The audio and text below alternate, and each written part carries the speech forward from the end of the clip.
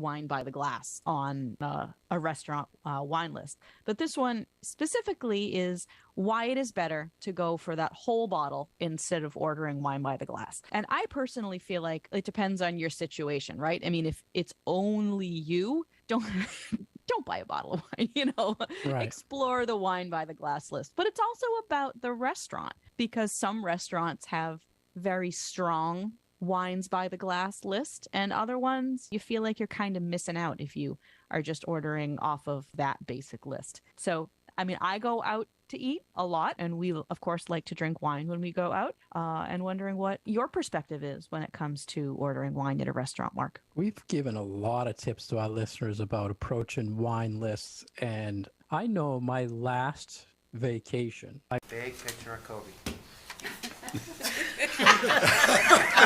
We'll get rid of that. Wow. And Bobby's not here? No, Bobby's not. He's gonna Zoom, I think, too. Okay, let's.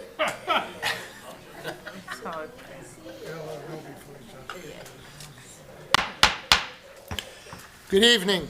Time being 7 o'clock, I call the November 16th, 2022 meeting of the Franklin Town Council to order. Please pause for a moment of silence.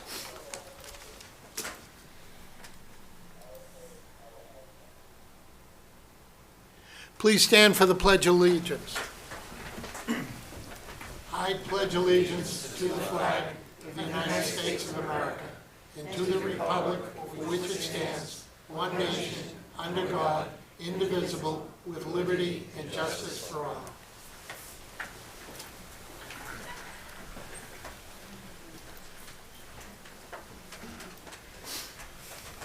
Announcements from the chair. All citizens are now welcome to attend public board and committee meetings in person.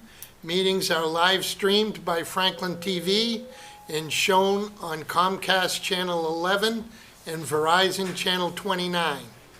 In an effort to maximize citizen engagement opportunities, citizens will be able to continue to participate remotely via phone, or you may click the Zoom link that is on the posted agenda and on the town's website. Phone number is 1-929-205-6099 and enter the meeting ID number 873-8933-3070. And then you need to hit the pound sign. So once again, the meeting ID, 873-8933-3070 pound. If residents are just interested in watching the meeting, it will also be live streamed by Franklin TV.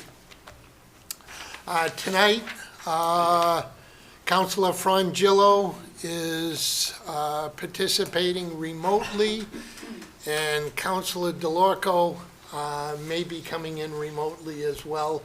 Currently, he is not on. All votes will count. And obviously, every vote will need to be a roll call vote because we have remote participation. Okay, moving on.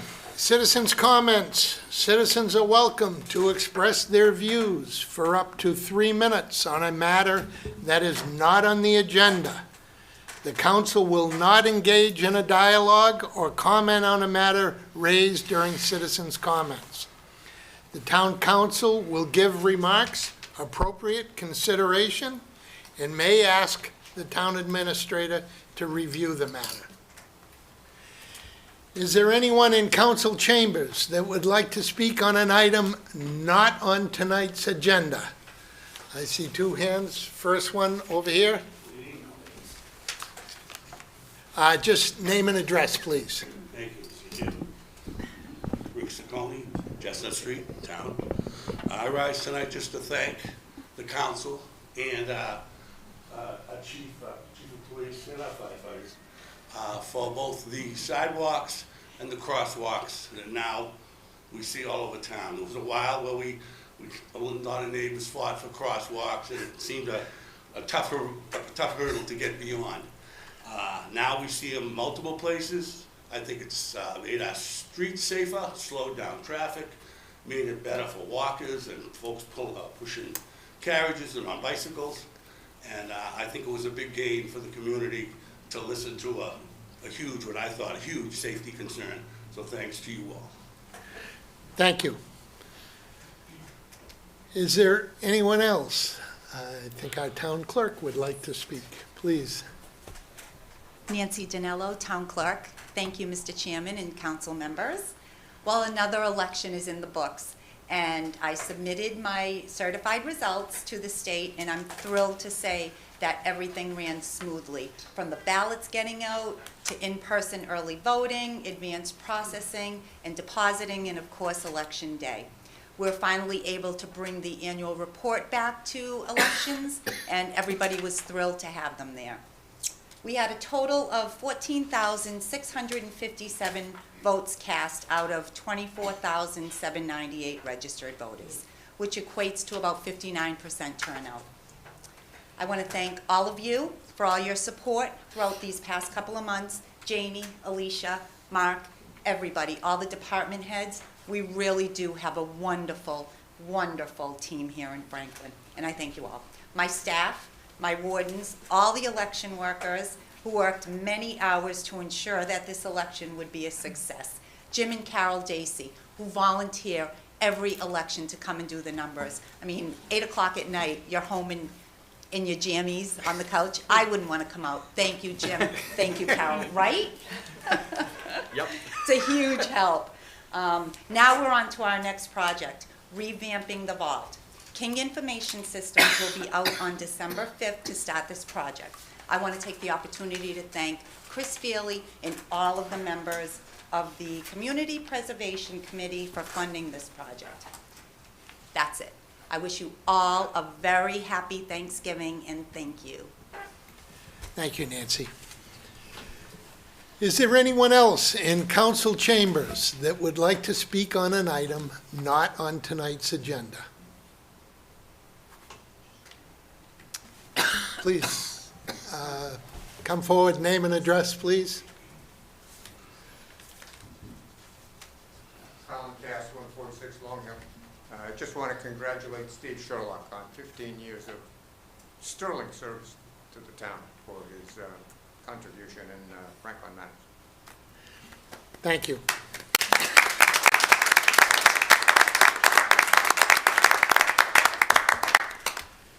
Is there anyone else in council chambers that would like to speak on an item not on tonight's agenda? Seeing none, is there anyone out there in Zoom land that would like to speak on an item not on tonight's agenda?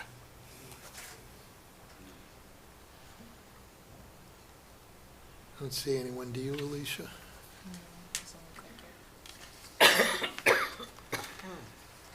Okay, seeing none, we will move on. Next item on the agenda is the approval of minutes. I'd entertain a motion to approve the minutes from October 19th, 2022. So moved. Second. Motion and a second. Discussion, additions, deletions. Seeing none, the vote will come on the motion. All those in favor signify by... Roll call. Sorry. Clerk will call the roll. Sheridan. Yes. Aye. Ledger. Yes. Frangillo. Yes. Chandler. Yes. Hamblin. Yes. Allegri. Yes. Jones, yes. Chair. Yes. 8 and 1 absence. Motion carries. Moving on, the next item on the agenda is proclamations and recognitions, and we have one this evening, and I'd like to invite the fire chief to come forward. Good evening, Chairman, members of the Town Council. We are very proud to have with us tonight firefighter paramedic Becky Carloni. I think we should have Becky come forward now. Becky, where would you like to stand up? Becky is being recognized here tonight for her actions that were done off-duty on Saturday, November 5th at the Norton High School football game. I don't believe we would have heard about this story if it wasn't for a local article that mentioned an anonymous Franklin firefighter that took part and the efforts there. Becky is one of our firefighters, like many of our fighters, who just comes to work every day, does her job, and just wants to go home and not get this type of recognition. I don't think she's very happy with us right now. But nevertheless, we are extremely proud of what she has done. She's a tribute to our department. We're so proud of her, and we think she is extremely worthy, and we're grateful that the town is giving this citation for her actions that were done that night. So we thank you, and you can give the citation, Mr. Chairman. Thank you, Chief. I ask Councilor Pellegrini to read the citation.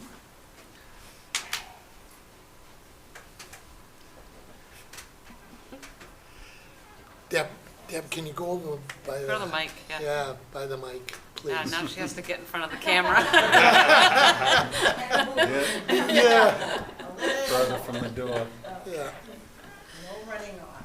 Now bear with me, I just got a new pair of glasses and I put them on and I can't really see out of them. So this is gonna be good. So I'm not wearing them, I'm gonna just ad lib.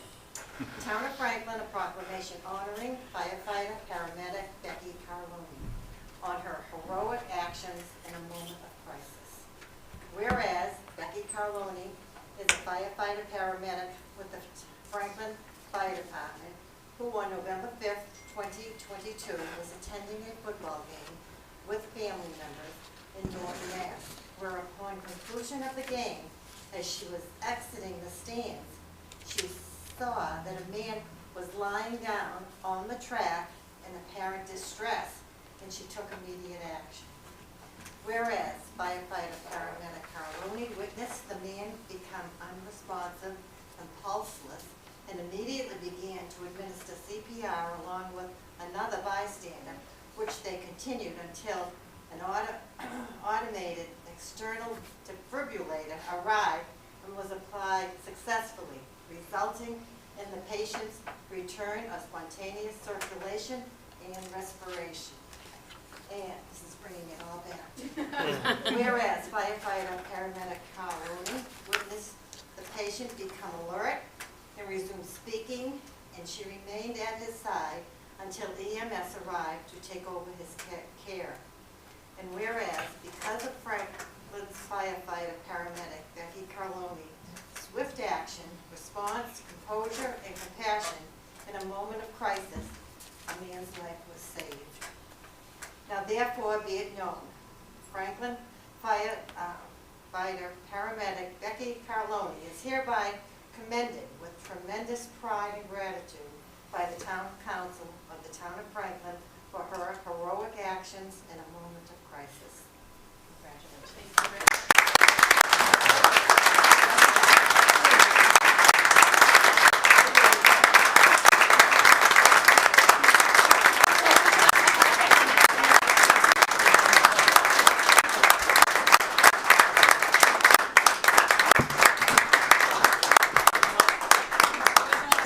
We're gonna take a 2-minute recess here so the council gets an opportunity to say thank you. That I see more often, and especially at wine tastings, I will often, if I reach for that pitcher of water to rinse my glass out, I've had folks behind the table who are pouring their wines for tastings tell me not to do that. Like, don't do it with water. Here, have a little bit of wine. They'll swirl the wine around the glass, and that will clean out whatever I had previously had in my glass. And especially for professional tastings, when you might be bouncing around like all over the place for styles. We try sometimes to like start with whites and then move on to reds, but sometimes something just catches your eye and you're like, ooh, I wasn't going to taste reds right now, but that looks really cool. I need to have a little bit of that in my glass. And then you have pink wine the next time you want to go do some white. So the idea is that even a tiny little bit of water at the bottom of your glass is going to dilute whatever your tasting sample is, because tasting samples are tiny. They're probably a half an ounce to an ounce, depending on how generous the pourer is going to be. So if you think of how much of a percentage of that could be some water left at the bottom of your glass, it does make sense. I think if you want to get the full personality of that wine to not rinse it with water, but I am guilty of this one. Yeah, I hear you. So to prime or rinse, use wine. Or use it's better, and then swirl it to really, clean it out before your first pour or before going on to the next wine, between the same wines, between different color wines, or just because you might have a sediment issue or something like that would be why you would. Yeah. You would And I wanna don't rinse. always do that. Like if I'm tasting a whole bunch of, say, Italian white wines, I'm not going to rinse in between because I feel like there's so much similarity between those wines that one is not going to overpower another one if there's a little bit at the bottom of the glass. So I try to be, I think, judicious about how often I will rinse my glass between pours. But if I'm going back and forth between red and white, then I will. Yeah, and it's all about the environment too. When you're home or in a restaurant, you can really do this. But when you're at these professional tastings, they're just wine after wine after wine, and after a while, you just go on, right? I mean, And you usually have to do you it kinda pretty forget. quickly. Like we don't spend too much time on each wine. So Right. this must sound so indulgent to our listeners. yeah. It's like, oh, all these wines. We have it so tough, all these wines, but it's good advice. If We'll you do a ever great find direct yourself at a routine, wine so- tasting and the pourer wants you to rinse with wine in between pours, let them rinse your glass with wine.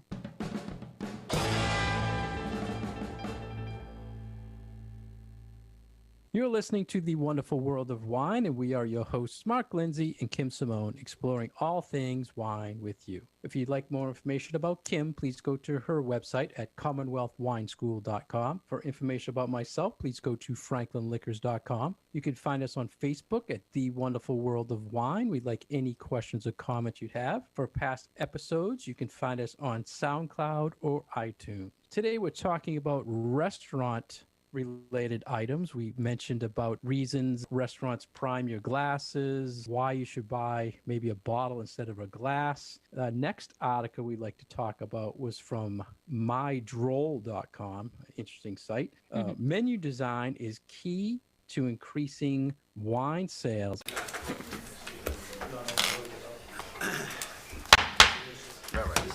I call the November 16th meeting of the Town Council back to order.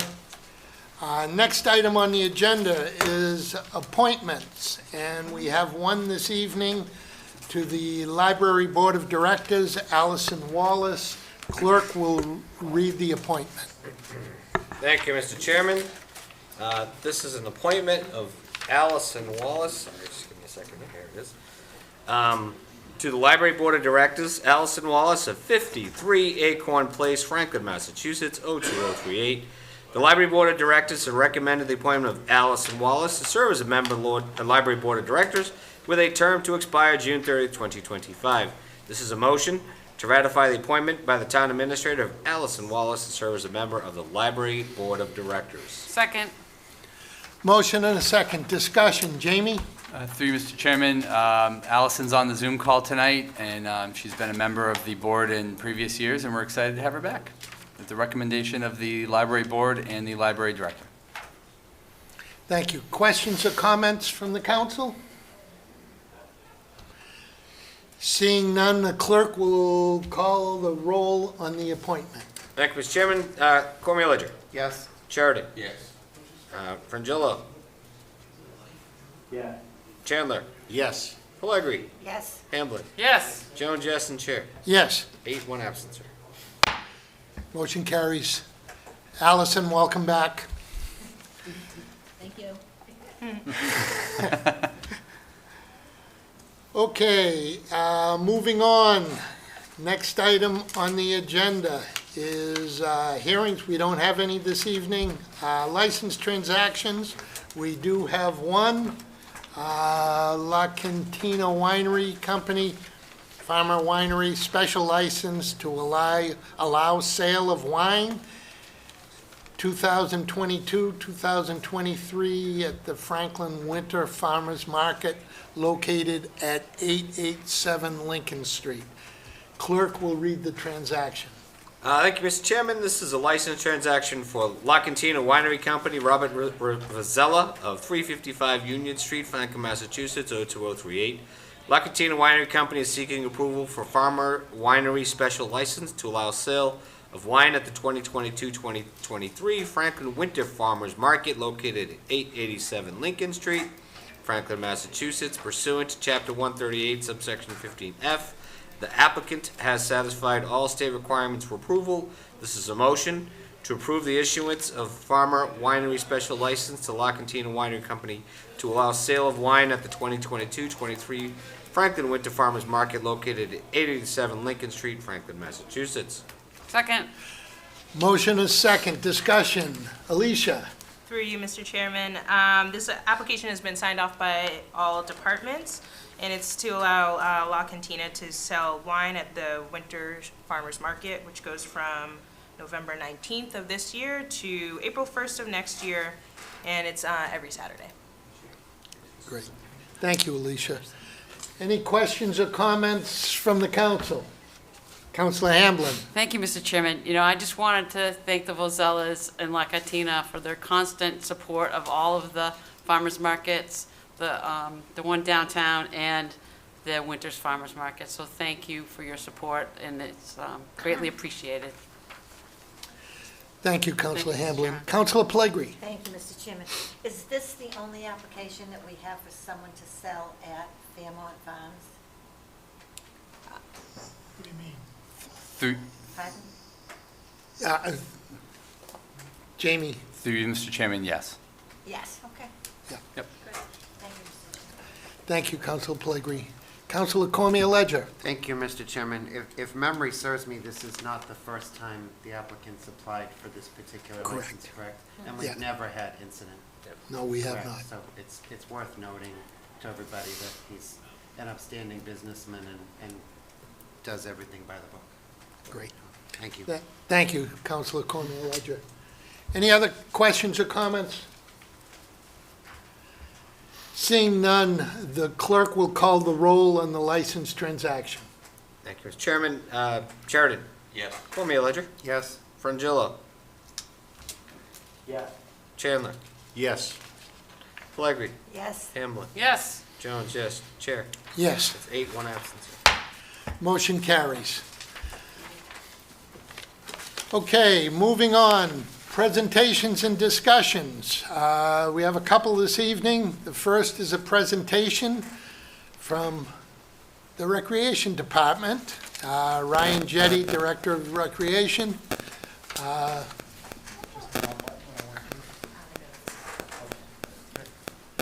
Good evening. Please, Ryan. Thank you all. Just for the folks that are at home, I think you all know who I am, but I'm Ryan Jetty, the Recreation Director. With me tonight is the Chairman of the Recreation Advisory Board, Wayne Samarian. So I thought it'd be great. Want to thank you guys for allowing me to come out and present. I haven't been here since 2019, and a lot has changed in that time. I mean, we had a great run right through COVID. We kept busy, and we've done some great things, so thank you for having me. Just to give you a quick, I'm going to try to as brief as I can, allow some time at the end so everybody can ask questions if they have. The Franklin Rec Department offers the residents of Franklin a variety of programs and events for youth and adults. We also coordinate all the field use for over 5,000 kids that are involved in youth sports and for the Franklin High School sports teams. Registration numbers for our programs have continued to grow each year. In FY '22, we had 6,293 kids enrolled in programs. Our department brought in $619,000 in revenue. The largest amount of money we've brought in the 23 years that I've been here, while only spending 566. So we brought in about 52,000 more than we spent. Our 6,200 enrollment is roughly 19% of the total population that was involved in programs. So I think that's pretty impressive. We estimate that at least 25% of the population was impacted by the rec department somehow, whether it was through using trails, fields, playgrounds, and taking parts in programs and events that we run. Moving on to the next slide there. Our office is staffed by 3 full-time employees, myself being the director. We have 2 program coordinators, Kim Carney and Sean Fitzpatrick, and 1 part-time administrative assistant, Sheila Adeletto. I can't say enough great things about the staff and what they do and how hard they work to provide outstanding service to the residents of Franklin. In addition to our office staff, we also have 91 active part-time employees. Our program coordinators, there's about 10 of those that head up the outstanding programs we offer. Jack Geremini has been with us for 20 years. He does an excellent job with our flag football and street hockey program, and he's just, he's amazing. I can't say enough about him. So I'm sure you all know who Jack is. Seen him around the fields. Nicole Nesbitt and Kerry LeBlanc head up our preschool and art programs. They also do a phenomenal job, and they work right alongside of us at the building at 275 Beaver. We have 42 basketball officials that we keep busy. We're actually running a training for them right now back at the office. 18 summer camp counselors. We have 3 junior art and craft instructors, and numerous high school students that work as aides alongside our program coordinators. We also have active tax work-off volunteers from the senior center, volunteer coaches, and many contracted employees. The personnel at the rec department makes up about 55% of our budget. So huge percentage of what we do is absorbed in salaries.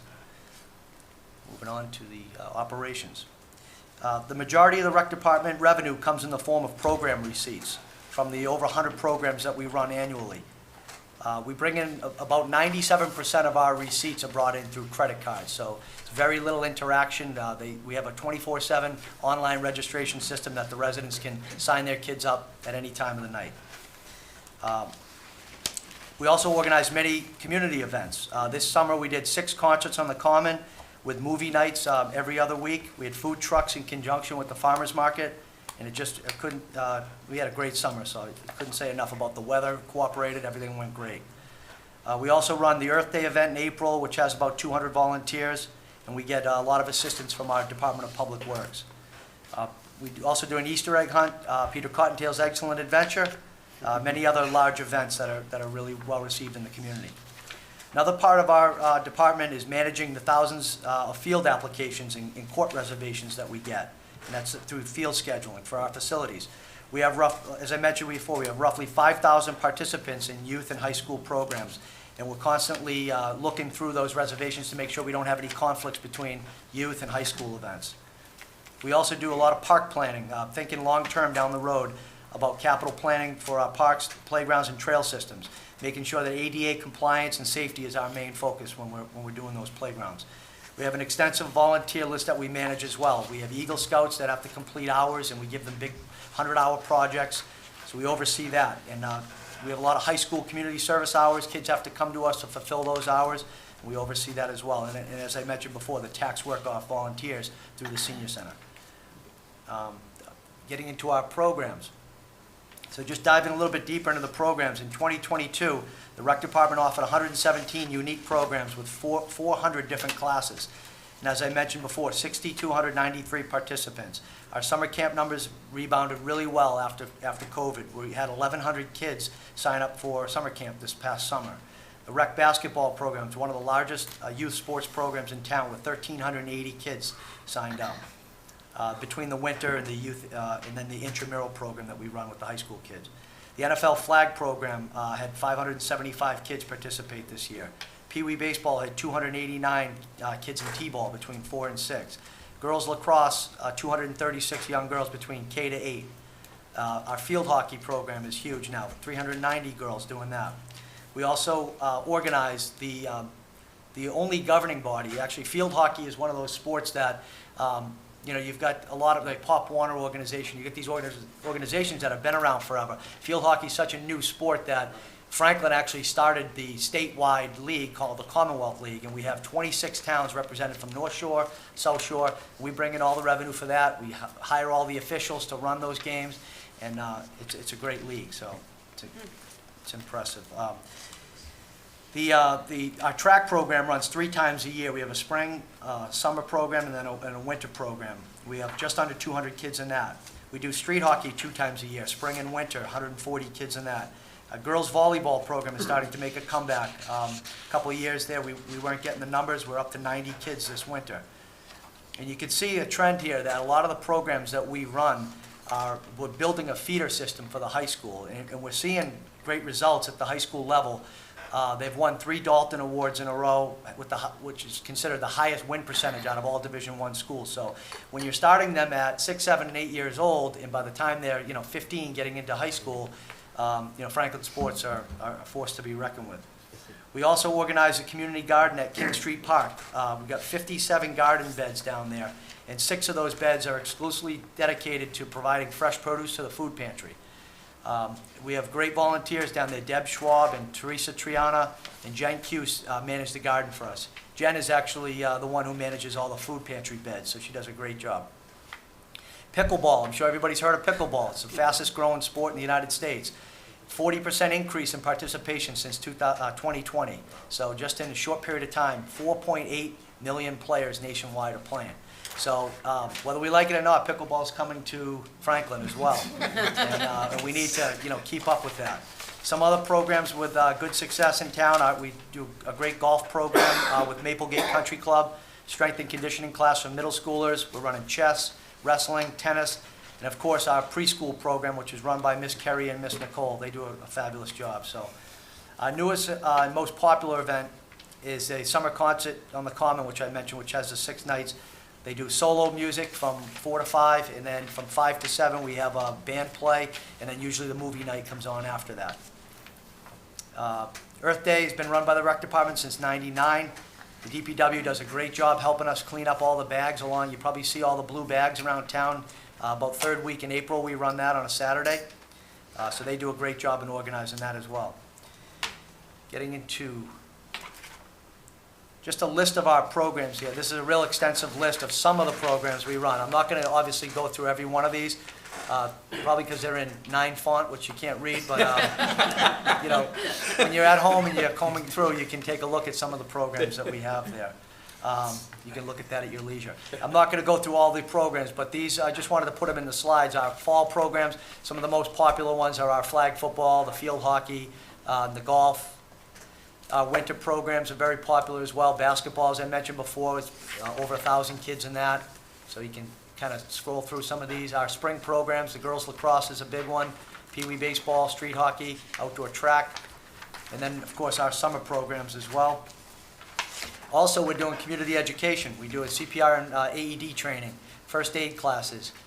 We're bringing back Red Cross babysitting. So we're training young boys and girls that are 11 to 15 years old on the business of babysitting, and they have the option of signing up for the CPR class as well to include that.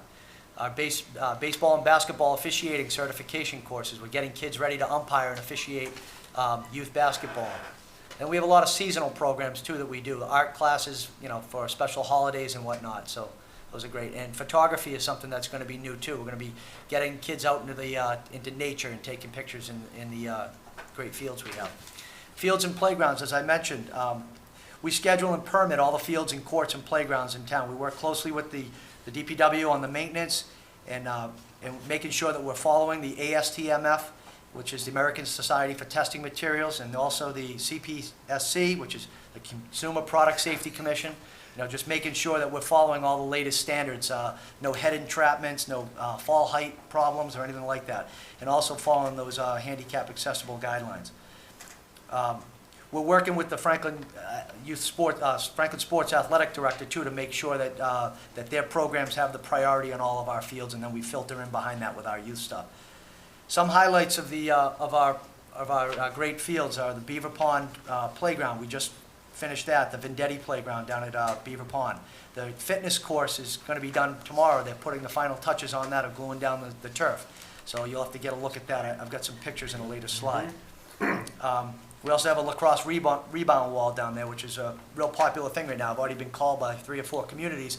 They're looking to do it in their town. So it's great to be the leader around the area in some of these endeavors. King Street Playground and court improvements, we did those in 2019. There was some minor improvements that we made to the playground, and we also we're working on a master plan as well for the whole site to work on getting the building upgraded and some lighting and whatnot. The Delcart Playground we put in 2017.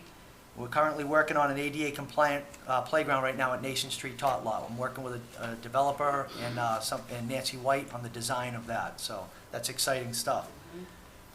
This isn't, again, I'm not going to go through it, it's small font, but if you want to read, these are some of the playgrounds and the fields and locations that we have in town. And if you can see in the background, that's the new lacrosse wall that we just built, so that's pretty neat. You can read that at your leisure. Just some pictures here I wanted to put in on the top left there. That's our sand volleyball court we put in over at King Street Memorial Park. The one in the middle top there is the newer playground at Delcart.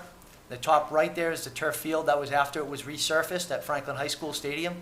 Bottom left is the Beaver Pond turf field after that was resurfaced. And then the middle bottom there, that's the court at King Street Park. It's all post-tension concrete. And then in the bottom right, which is my favorite, that's the Fletcher Field, the rink that was funded partially by the Boston Bruins, gave us the $75,000 for the board. So that's a couple more here. You see in the top left, that's the lacrosse wall there. It's surrounded by artificial turf grass. And in the right, that's going to be the new obstacle course. It's a Ninja Warrior style obstacle course down at Beaver. And there's 12 different exercises that you go through, and you have timed, and then you finish with the warped wall at the end, if anybody can get up it. It's 16 feet high. I tried. I can't really navigate it myself, but I'm going to give it my best. So I'm gonna get up it. And then in the bottom left is our DPW just completed a new design of the whole infield was redone with sod, and you can see the turf halo behind home plate, which is in there. And our friends down at Franklin Country Club let us borrow their mower to stripe it up and make it look like a golf course. So you can thank Mike for us. So that looks great. Some of the capital projects that are on the horizon. Again, I don't want to get ahead of myself because some of these haven't been voted or even proposed. But these are just some things that I've been thinking 5-10 years down the road that I think we're going to need to do. Obviously, the Nason Street Tot Lot was funded through a $300,000 Community Preservation Act fund, and that's been already funded, and we're working on that. The Fletcher Field Playground, we did get a $50,000 grant from the state just recently, and we're going to need to come back to either capital or to CPC to finish that off. The King Street Memorial Park, as I mentioned, we're working with Power Associates on a master plan. We're going to try to upgrade the building, put in some parking lot lighting, the new playground, a splash pad, and some additional pickleball courts. We had a citizen engagement session back about 2 weeks ago. We got some good feedback from the residents around the park, and we're taking those seriously. So we'll get back to them on that. The Dacey Field Playground eventually is going to need, I'm thinking 5 years down the road, we're going to need to have that redone. Horace Mann Fields, when we did the high school project, the staging area was behind Horace Mann, and it's never really been restored to what it used to be when it was a playing field. And so we're still using it for track and field events, but I think that we need to do some improvements with the upper parking lot to maybe a retaining wall, and maybe put in some irrigation down there and get it back to playing field. Beaver Pond, the scoreboard is really outdated. We've had to make some tweaks, $1,000 here, $1,000 there, but I think eventually that's about at its last leg. So we're going to need to replace the scoreboard, and we have $55,000 put aside out of the Fletcher Fund for a new press box as well down there. Remington basketball courts, eventually those are going to need to get done over there. And again, some of these projects would probably fall under Mike's auspices, but I'm just, I'm bringing to your attention that eventually these are going to need to be upgraded. I would suggest the post-tension concrete like we've been doing with most of the courts that we've been building now. The asphalt in the Northeast cracks very easily, and it doesn't last very long, and the post-tension is guaranteed for 20 years. So that's something we'll need to do. The high school baseball and softball field, I'd love to see a restroom facility up top there. We're using portable toilets right now. They get pretty bad every now and then when we have large events, so it'd be nice to get a facility up there. The stadium bleachers on the visitor side, those need to be replaced. Dacey Field, be great to get a restroom down there. We have a dog park, we have a playground, we have a disc golf course, we have 3 soccer fields and 2 baseball fields, and we're still using portable toilets there as well. So it'd be nice to get a facility. The front turf at the high school will eventually need to be resurfaced, I'm guessing within the next 7 years. And then the tennis courts at the high school as well, those are getting aged, and those are asphalt, so we're starting to see some minor cracking in those. And I would, again, suggest a post-tension concrete on those as well. So that's just a snapshot of some of the upcoming capital projects. This is just a list of that I put together of some of the opportunities that folks have in town. There's so much to do in Franklin. We're very diverse. We have something for everyone. And so in the background, you see we just put up a new windscreen for the tennis team, very well received. Everybody probably sees it when you're driving through. But those are some of the activities that you can partake in. So That's it, that's all I have. I wanted to just open it up if anybody had questions. That's it, yeah, very, very brief. Thanks for allowing me to share all the great things we have going on. Any questions or suggestions for programming, or? First of all, I defy any community that has more recreation opportunities than we do in the town of Franklin. Jamie, would you like to? Through Mr. Chairman, I just want to remind everybody, this is done by 3 people. A lot of volunteers, Ryan articulated, a lot of great coaches, a lot of dedicated people, senior techs, it's a team effort. But, you know, I think it goes without saying, his vision and the Recreation Advisory Board is unmatched in any community in Massachusetts, let alone around this area. And just thank Ryan and Kim and Sean especially for their incredible commitment to the community. They're just a phenomenal, phenomenal staff. And I think how Ryan's dealt with COVID, the creativity, the adaptation, and just continuing to move forward, like the library, like the senior center, like the schools, just provided so much comfort and incredible services through all that. And I'm sure it's not a shock to any of you to see the registration numbers and the engagement post-pandemic. It's an incredible asset for the community. So thanks to the Recreation Advisory Board and the entire rec department. Thanks. Thank you, Jamie. I'm just disappointed that he couldn't climb the wall. I'm really shocked by that. I don't believe In February, you know? I don't believe him at all. I'll get there. Can do anything. He's like Superman. Councilor Jones. Thank you, Mr. Chairman. Ryan, to you and your group, how many times have I said this to you over the years? It's just wow. I mean, really. Jamie coined it best. 3 individuals. I know there's a ton of volunteers, and I know there's a lot of parent effort. And there's a lot of people behind the scenes that really make this whole operation work. But I really have to agree with the fact that I cannot think of many communities that can even match Franklin. A little funny note is I have a good friend who lives in Walpole, and he says to me one day at work, he goes, God, I hate playing Franklin. They're just so good. It's a pain sometimes when we have to go down and play Franklin. And I get all proud of that fact. The town has such great amenities. I have to admit, having had my own kids go through several programs, that just the teamwork and the team effort and the lessons that they learn as being part of these programs is just something that will last a lifetime.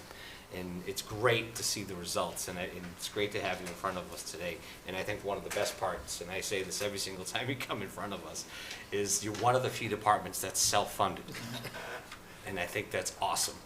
And I just want to thank you and all of your staff for all the hard work that you do. Thank you, Councilor Jones. Councilor Plegri. Thank you, Mr. Chairman. How long have you been director? Well, I started in 1999. So 99. 23 years this September.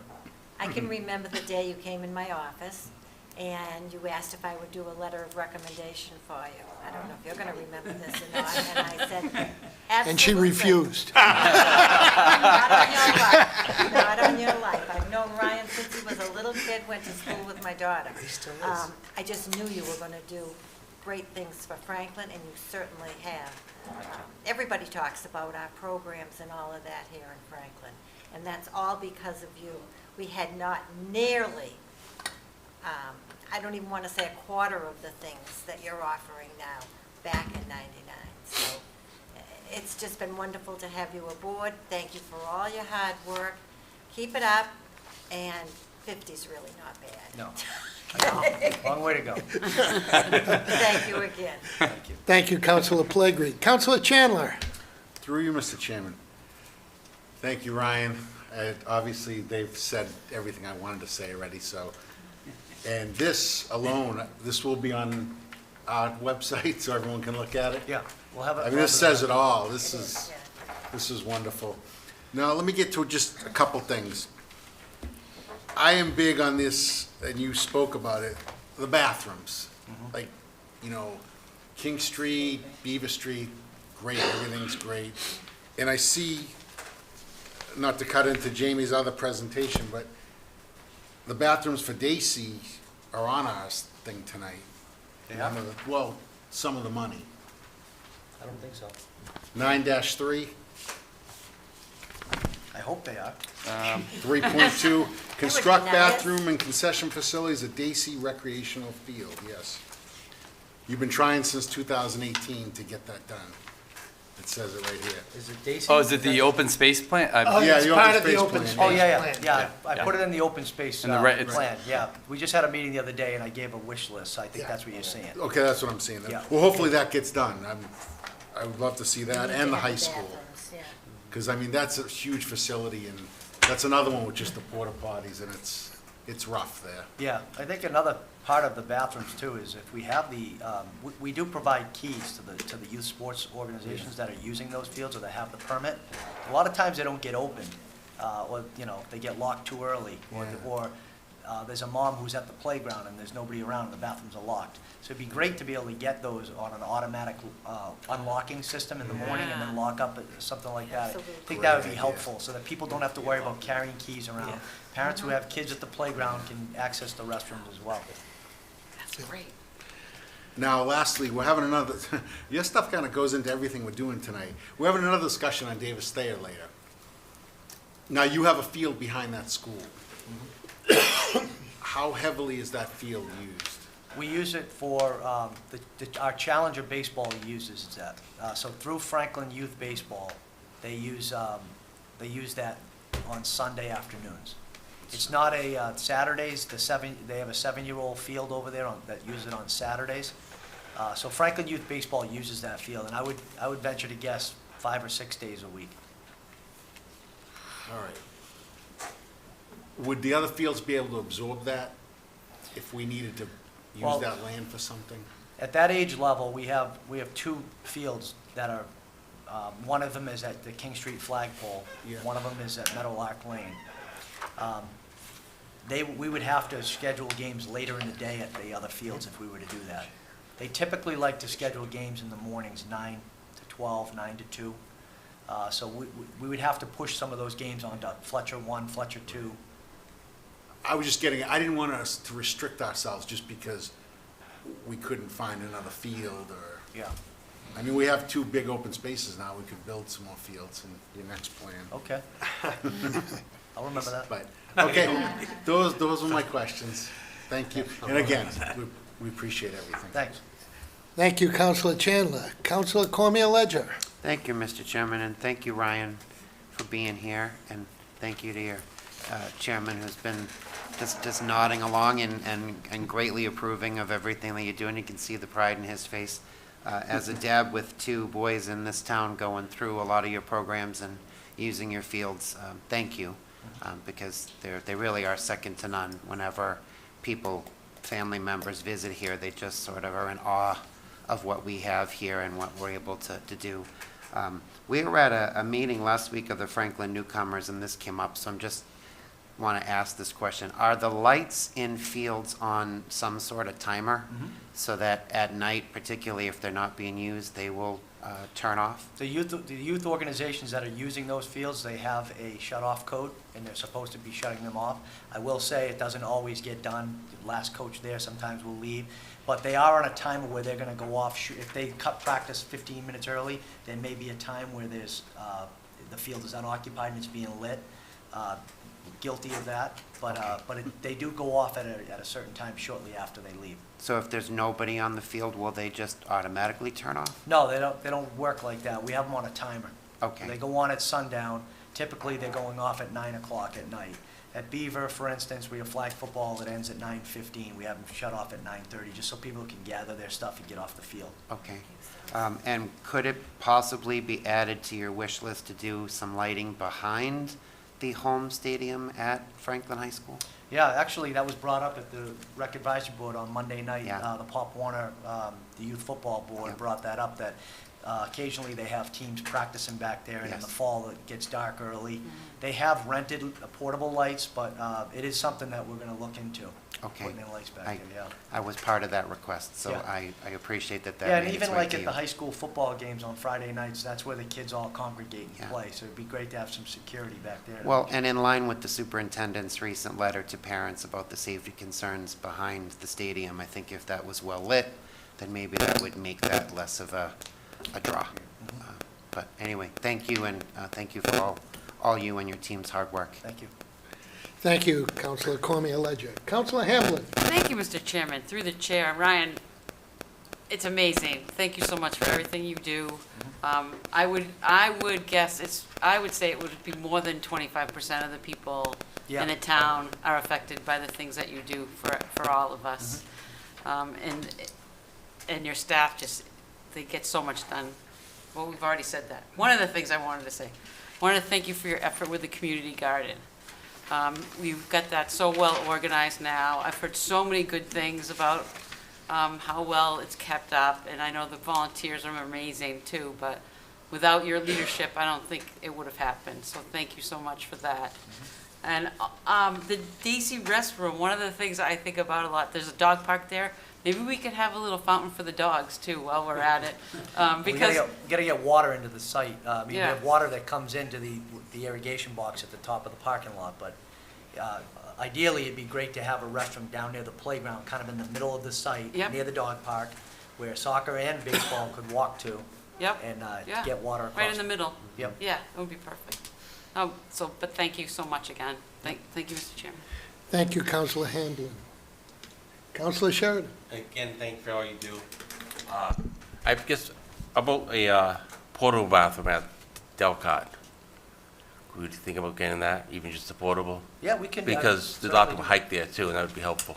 Okay. Yeah. We have done that when we know there's large events Okay, down there, we put them in. There is an expense with that. I mean, the restrooms Yeah. are, $75 to $100 a month to have them out To there. rent.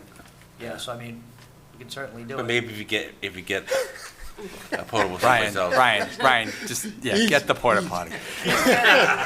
Okay. You gotta- No, I see you mentioned kayaking and canoeing. Yep. Could we ever get a rental someplace for that? I'm sorry, get a what? A rental company come Yeah, in? actually, I brought that up to Jamie Yeah. last fall, I think it was. There's a company that they have a kiosk. It's a portable phone. It's a QR code. great. And you scan it, and it charges you by the hour. And you can pull out your kayak with the life preserver and paddles and everything. So we're looking into doing that already. We're just curious, where, for Delcott or Beaver? We're looking at both sites. They're very expensive. I Yeah. will say, you have to make a commitment for 5 years. It's Okay. $15,000, but once you get that in, it's like a revenue sharing process that you share with the company, and they do all the work for you. If something breaks, they come replace it, so we're looking into that. And the final thing, that's very good about fixing the visitor side. Yeah, I know Mike has already been working on that. Mike D'Angelo has already been working on that, so. All set? Yeah, just briefly, Chairman Samarian? I want to just say thank you to Jamie and the town council for your support of recreation. Yep, Thank you. Always. Something quick, Yes, Mr. Mr. Jones? Chairman, Focus on. just in regards to his comment. The canoe rental, is there a liability associated with that? Well, I'm pretty sure that the whole app thing has it all in there. You check the box and Yeah. you sign off on the waiver and all that. Oh, okay. Mark might have Is a, that just- You certainly could require some sort of waiver. yeah. Councilor Frangillo? Yeah, thank you. I won't repeat all the thank yous, but I echo most of the comments that have been made. Garden, life, steel quality, all great. My one question was, do we charge Franklin organization for using the field? And if not, which I believe we don't, should we? We don't charge the youth programs that have full 100% Franklin participation. If they have out-of-town residents, we do charge them. And if they are a for-profit organization, we do charge them. It's really a policy question, in my opinion. I don't think we should charge them. I feel like the youth sports organizations do give back to the town for the properties that they use. For instance, if you're at Fletcher Field and there's new fence repairs that need to be done, a lot of times they will help chip in, or if there's some labor that needs to get done, they will help chip in. So they work closely with Carlos and the DPW to make sure that they're paying. And I feel like if and I've seen this in other communities where they charge a $10 per player fee, all that goodwill goes away from the youth sports organizations. They expect their fields to be pristine because they paid the fee. It's not, I feel like it's more teamwork right now. We're all working together to get the job done. And I feel like in some of those other towns, it's, hey, I'm soccer, I paid more than football, so why are they getting this? And a lot of infighting, and I never saw any benefit in that. Pretty good response, thank you. Okay, thank you, Councilor Frangillo. Attorney Sorrell. Also, by making the fields available without a fee, protects the town from liability, because there's a statute that says if you allow your property to be used for recreational purposes and don't charge a fee, you're not liable for negligence. Another good reason. For sure. And that's why I didn't do it either.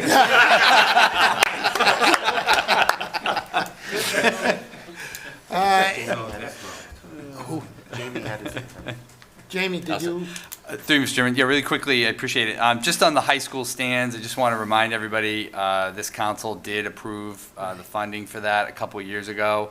Unfortunately, the one downside to it, so that project is on the list. It's susceptible to being rolled into a bunch of other high school improvements, which would require borrowing at this time, which means interest rates. And so it will probably be a little bit while longer, but it is something that we are well aware of, and this council did approve the funding for that a couple of years ago. So we are working on that for sure. Thank you, Jamie. Any other questions or comments? Ryan, thank you. Thank you. Appreciate it. So much. You do a magnificent job, you and your staff, and the Recreation Committee with their guidance. I just think Franklin is in a great... He guides you. I understand that. Certainly, I think our community is just in a great place with you folks at the helm. So, thank you. Appreciate it.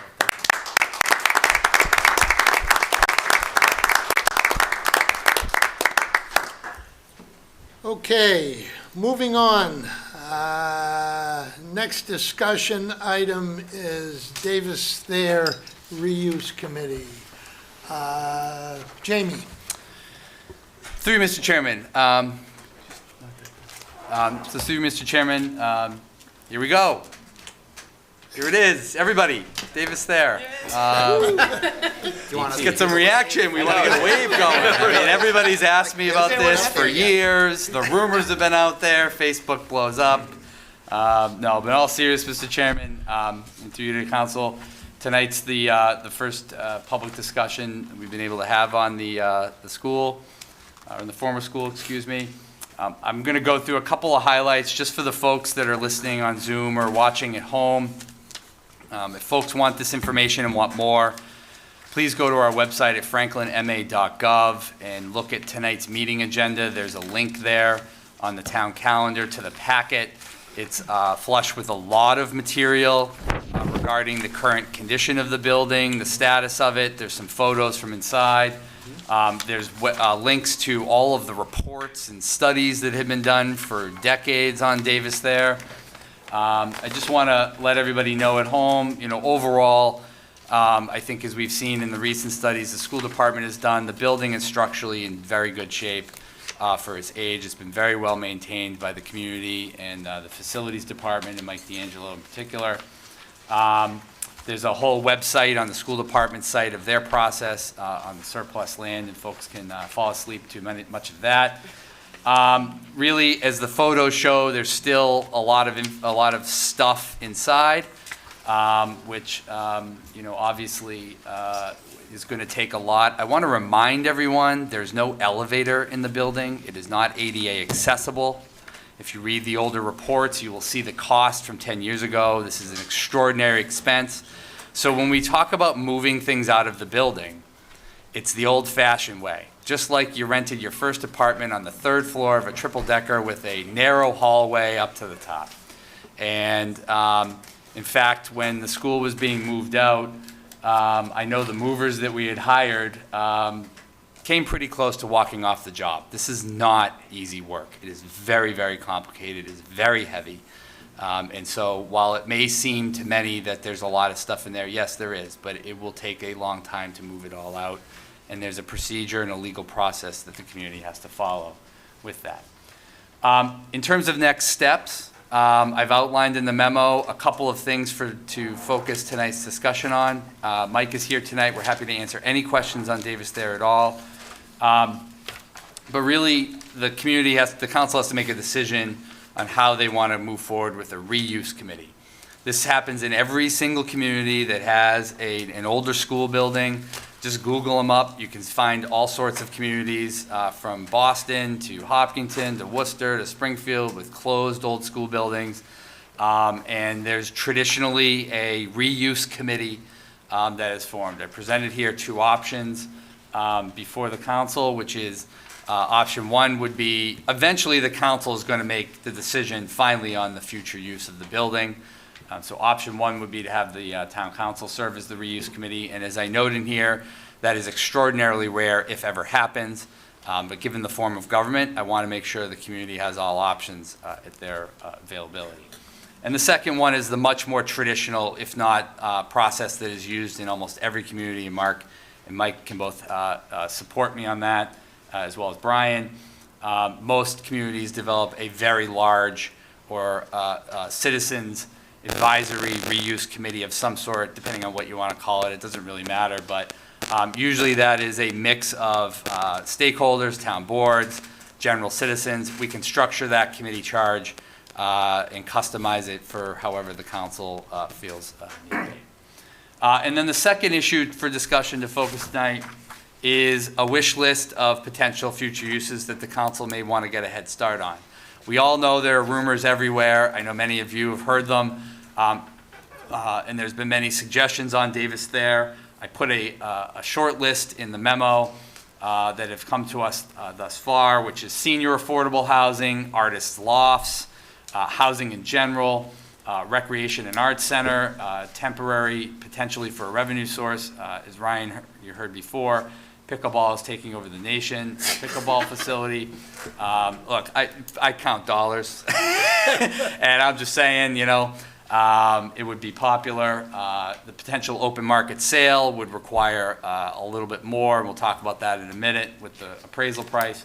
The potential, as Councilor Chandler brought up earlier, there's the ball field and the playground and the parking for the library that some people use as overflow.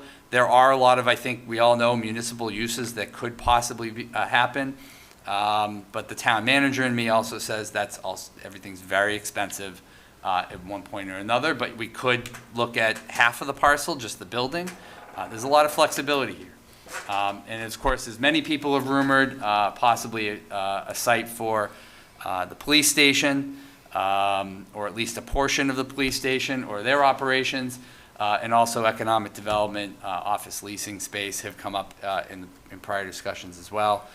So that's just a short list. It's not an exhaustive list, but we do have a quote that was included in the packet from Kessel Booz, who's done many of the studies on Davis Thayer for many years. Other than Mike himself, Kessel Booz Associates may know the building as well as anybody. They've been doing studies inside Davis Thayer for decades. We do have a quote in there. Regardless of where we move forward, we do want to get the architects at least working on looking at those potential uses. And whether or not they're feasible, whether they're not feasible, what the pros and cons may be. This is not a study that is going to show the community an exhaustive list of exactly what to do, but what it will is give everybody, or the reuse committee, it will give them a sense and a feel of what's feasible or not feasible. Unfortunately, some of the ideas people may come up with are just literally not feasible. Some of them may be expensive, some of them may require selling the building, i.e. housing. And so all of those decisions are important to know some of the baseline pros and cons of those to give the reuse committee, who will ultimately make recommendations to the council, a good idea of what's possible and what's not. The last point I would make, Mr. Chairman, is just around the asset value of that building. One of the things, obviously, in my chair, and I think for all of you, but certainly sitting from my standpoint, that is of utmost importance is for the community to understand that there is a significantly valuable public asset that we have to make sure we have a fiduciary responsibility to make sure that that asset is maximized on behalf of the taxpayers. It's currently, the parcel is 3.48 acres, a little larger than most people think. The total appraised value is 4.4 million. The building portion of that is 2.7 million. All of this is outlined in the public memo in the packet. And I just wanted to put the clause in there, Mr. Chairman, which I know you know quite well. This was appraised as a school parcel. That is essentially the entrance to the Franklin downtown. The land itself is probably as valuable, if not exponentially more valuable than the building, when you put it into a situation where it is not an educational institution and you possibly put it out to a market discussion of what it is the use might be. So I know this is a very large topic. I know folks in town have a lot of opinions on it. This is just the beginning, and as everybody knows, I'm sure, but I gotta say it, this will be likely a very long process, as it should be, to make sure that the asset is, that the use and the future of it is maximized to the fullest potential of what the community vision is. So that's my short overview, and if anybody has any questions or comments, obviously we're happy to entertain them. Thank you, Jamie. And again, just to reiterate some of what Jamie has said, tonight's discussion is really focused on just a couple of pieces of this, which is, number one, whether we as a council decide we want to be the reuse committee or we want to appoint a reuse committee. And the other piece of that is we do have a list of options. If there's a counselor or somebody in the audience that has another use that they think might be something that should be added to that list, these are the kinds of things that we're looking to talk about tonight and not get too specific because we're not there yet. And I know Councilor Pellegrini on more than one occasion has asked for a tour of that facility. And I know, to Jamie's point, and as you saw in some of the pictures, obviously we need to get it cleaned up before we could get the public in there to do a tour of it. So with that, I will open it up to questions. Councilor Cormier-Ledger. Thank you, Mr. Chairman. So just a point of clarification. I keep hearing how messy it is, and I keep hearing about stuff that was left behind. So is that sort of alluding to the fact that the school department didn't do a good job cleaning it and didn't take their stuff out? I'm a little confused. Jamie? Thank you, Mr. Chairman. So essentially, the teachers in the school department identified what they needed to move the items, like a desk or a bookshelf or whatever, furniture or chair. They identified the items that needed to be moved to wherever the teachers were going, Keller Sullivan in this instance. There weren't any teachers or any other staff in there moving things around. There was a moving company that came in to move that stuff out. The way it was left is, and for some that are disappointed, I understand the feeling and emotion that gets triggered. This is not uncommon when you're moving out of a 100-year-old school filled with that much stuff, that the educators take with them only what they need because they're disposing of it as surplus property. There's no plausible scenario that they would ever have taken all of these items out.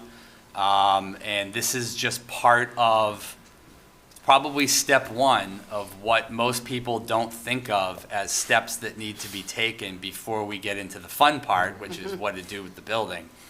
There's a lot of work that needs to be done, and there'll likely be a capital request this year for the financing of being able to either clean out some of those items, surplus some of those desks. We have to legally actually dispose of those through a state-run procurement process. We can't just have a yard sale. And so, you know, and I understand that people have those ideas, and I respect those, but, you know, we have to be careful because those desks were purchased by the Franklin, and so we have to dispose of it properly. At a certain time, some of it may literally be junk, but we will hire a moving company to come in to bring all of that stuff out, or at least be able to put some of the materials in a certain place that are at least more centrally located. But that will take a very, very long time. Okay, so when the transfer happened and the town became the owner instead of the school department, for all technicalities, I realize it's all the town of Franklin, but do we then take responsibility of everything inside the building? Yes. Yes. Like this body now owns and is responsible for everything transferred to us in that building? Correct. Okay, and are we currently using the building for storage other than what was there before? The only items in there are PPE. That was one of the spots where we stored the PPE. And other than that, there's really nothing else. There may be a couple of transitionary, like desks or things, like in maybe this building, there might be a desk or a table or two that moved over while we're doing work projects, but nothing permanently. And I would encourage us to really not think of DT as a storage space. The more we store there, The more we have. quite frankly, it's like your house, right? I don't want to think of it as storage, Yeah. so I'm just asking that question because I think People have that- a hard time throwing out files, though. And can you just share with everybody, Jamie, approximately what it's costing us right now to basically maintain, heat, ensure, keep this building going, obviously, without Sure. any purpose right now? What's it costing us? Mike, do you know the number off the top of your head? We could look it up in the budget from last year. We have line item by line item of the gas, the heat, the electricity. I just can't exactly. So we do maintain the building as it is. We heat it to 50, 55 degrees. We test the sprinkler, fire extinguishers. I'd say it's around, it could be $100,000 a year to heat it and keep up with code. But if you don't heat it, the building falls apart immediately. No, it needs to Yeah, all the be paint heated, falls yeah. off the walls Yeah. and things. So, Yeah. For sure. So it has running water, it has its automatic sprinkler system. We did just recently bring it online a security, just a perimeter security so that, because we're not there every day and we Right. want it, and even though it's in like the most observed place in the middle of town, we just want to make sure nobody gets into it. Sure. Doing anything bad. No, and I think there's landscaping costs and there's obviously other costs with the building. So I would just add to your earlier comments that even though this may be a long process, I think it falls in line with our fiduciary responsibilities to try to expedite this so that we're not having those carrying costs for an empty building that isn't being used for anything right now, but furniture that has to be thrown away and some PPE equipment. I just think that's irresponsible of us to keep that for an unknown period going forward. That's all. Thank you, Mr. Chairman. Thank you, Councilor Cormier Ledger. Councilor Chandler. Through Mr. Chairman. Can I talk about the committee for a minute, you said?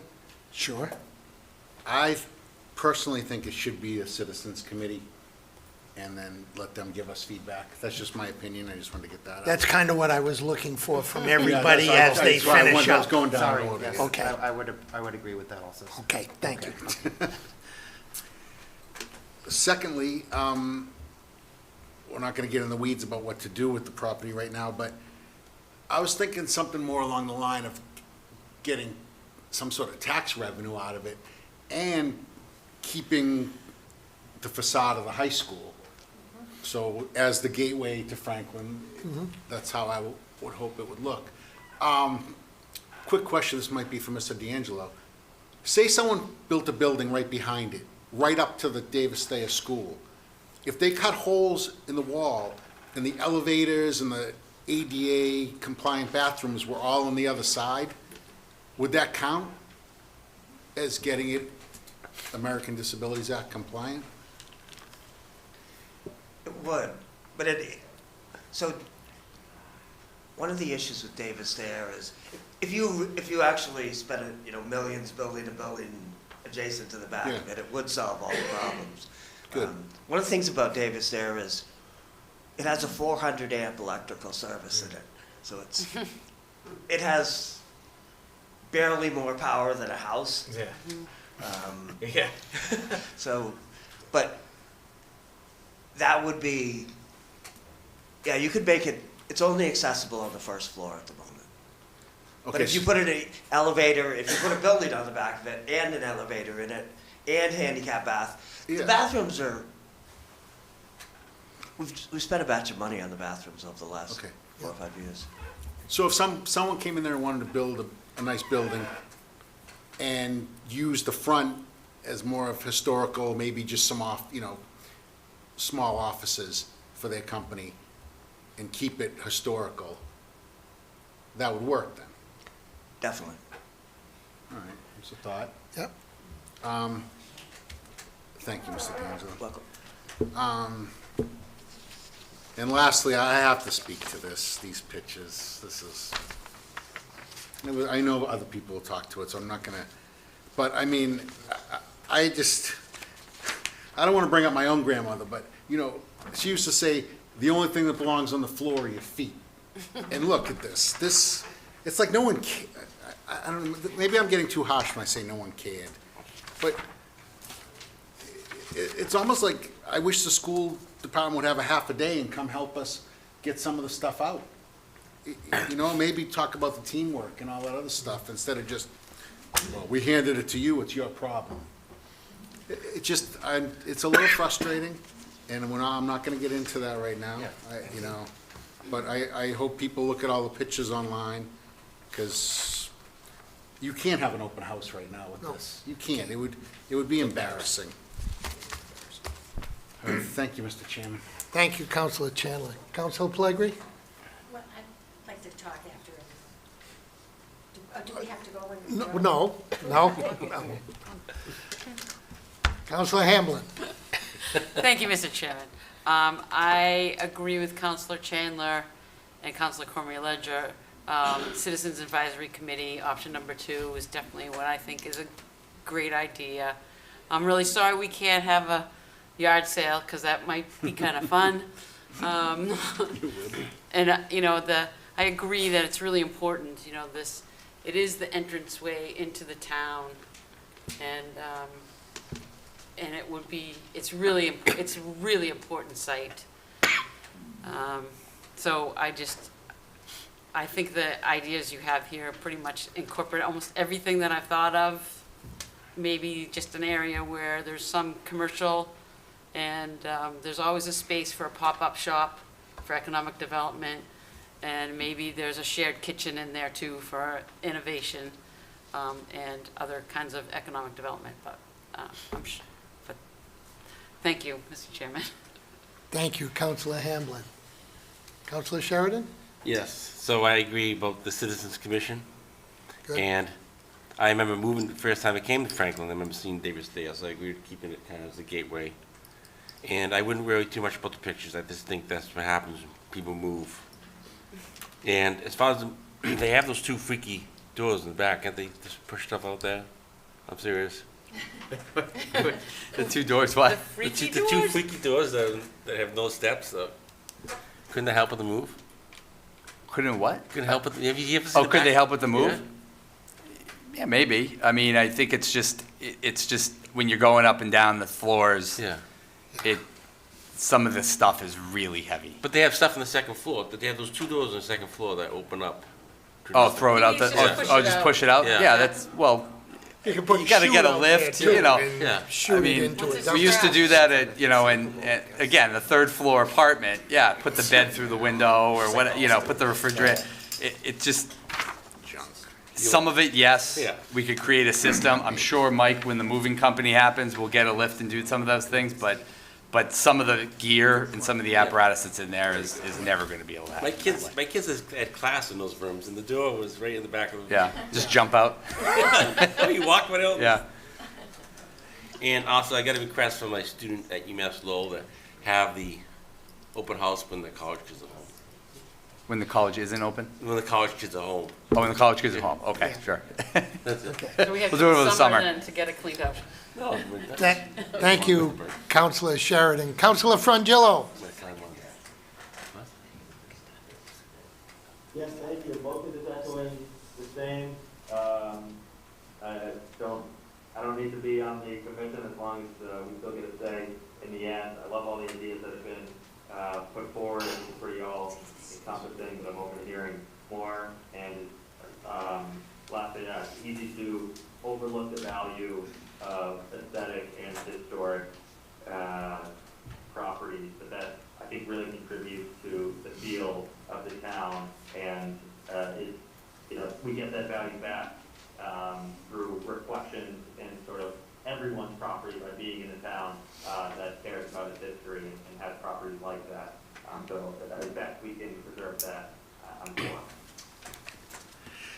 Thank you, Councilor Frangillo. Councilor Jones? Thank you, Mr. Chairman. I agree with my fellow councilors. I think this should go to a Davis Thayer reuse committee set by the council to see what the potential future usage really is to be. And I couldn't agree more with our town administrator in a sense that we really need to take a close look at this wish list and into some significant detail to see really what's going to be the most viable thing that we can do, but what's also going to be the most cost effective. It's kind of a balancing act between wishes and needs at the same time, and ultimately what's going to benefit the community as a whole.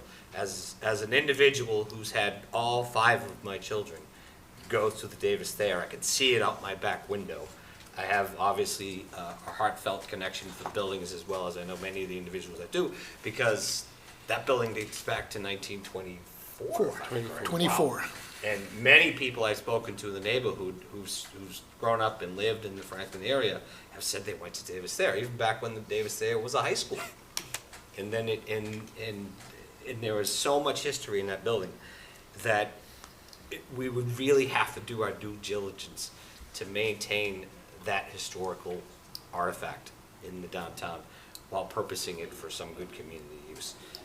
So I'm 100% behind putting together some kind of reuse committee, Mr. Chairman. Thank you, Councilor Jones. Councilor Pellegri, who was in the last freshman class, that high school class that went to Davis Thayer. It's historic. Many years ago. Many years ago. We had dances in there and all, but that's the fact. We'll get up to that another time. A lot of rumors go around, so we have to make sure that we talk about things at the council meeting. I know personally, and I can't speak for the council, but I would never, ever, ever sell it to Dean, okay? And that's one of the biggest things that I've made promises to people, saying, I won't vote for Dean, to purchase it. It would be something that they would like, I'm sure, but no. Police station, personally, I would say no for a police station. It's too close to the other. Plus, we don't want that in and out with all the traffic and all in the entrance to Franklin. Welcome to Franklin, and hear the sirens going. To sell it, absolutely not. Absolutely not. And as Glenn said, it's a historic building. We don't want to get rid of it at all. Inside things, desks and chairs, put it on Facebook. You'd be surprised. Families like to get a desk and a chair for their kids. And we've got enough families here in town that they can come up and help us clean it out as far as taking a desk and a chair or even a couple of them. And I was going to suggest that during comments for, at the end of the meeting, for the museum also. I'm sorry. Yeah, for the old museum. Because I saw one on Facebook right now that they're getting rid of, free of charge, all their pews. And they had over 132 people that got in touch with them. So there are people looking out there for them. They redecorate them, they put them in their dens or they're downstairs in their playrooms or whatever. That's getting off the track here. Let's get back to Davis Thayer. Yeah, but I mean, it I understand what one you're saying. another. I do Okay? understand. The committee, I think it's fine to have a citizens committee, but I think there should be at least 2 people from the council on that committee, just to know everything that's going on, and perhaps just where we have a background in the Davis Thayer, we might be able to answer some questions and make things a little easier. I'd like to see on a citizens committee an attorney, a builder, someone in accounting, people that know what they're doing and have been able to be a part of things like this before. Jamie, you're writing things down, I'm glad. I think that, I'm sorry, my husband was in the hospital for a time, that's why my phone is right here. I don't usually do that. I like the idea of a mixed-use building there. The bottom, and where you wanted to have some cultural offices or places to display. Have the bottom section, these are all suggestions, and be able to have on the top floors the affordable veterans housing. Why I like affordable and veterans housing is I want to keep the feel, personally, in the back of the school. They can not only go downstairs, these people that are renting there, they're going to be able to go downstairs and maybe have a little restaurant or whatever that's there, but they're also going to be able to either look out their windows or bring their chair out and watch a game. That's getting them involved with the community, you know? It has so many great things, their property and the school. Let's not forget that it's a historic building, and it would be wonderful if we could do something before 2024, because that's celebrating the 100th year of the school. So we should keep that in mind. And next to you, stone topic. I think that's it. I mean, there's so much, but I mean, that's a There'll be start. many more discussions. Right. Again, this is just to get the ball An idea, right. started. Thank you. Get the ball rolling. Thank you, Councilor Pellegrini. Is there anyone in council chambers that, please, name and address? People at home may not know who you are. Rick Saccone, Chestnut Street. I'll start by saying I'm awfully troubled that we let Davis there get in any kind of disarray. But I saw it at the old high school too, and we no longer felt like we wanted that either. It's, I guess that's just what we do here. And to speak to cleaning, emptying it out. If it was in the city would get a, I don't know what they actually call it, it's like an X-hauler. And it would go right up to the 3rd floor, and you would open the double doors where our old fire escapes, the gentleman speaks of those double doors, those were fire escapes that were condemned. We used to all watch the fireworks from those fire escapes when we were young, a lot of us. And they come up with a giant box that's all fenced in, so nobody's gonna fall down, no one gets hurt. You open up those double doors, and all trash, desks, everything come to that central location, out, down, put them on the ground. If this is gonna be a long-term thing, where the town's it's gonna take 2 or 3 years to make a decision on what we're gonna do, we're gonna need to rent a space. We're gonna need, there's warehouse space all over Franklin. Open warehouses not getting used everywhere. We restored all the stuff, if you remember, at the location that was our fire station. Our temporary fire station was loaded with school stuff for a while.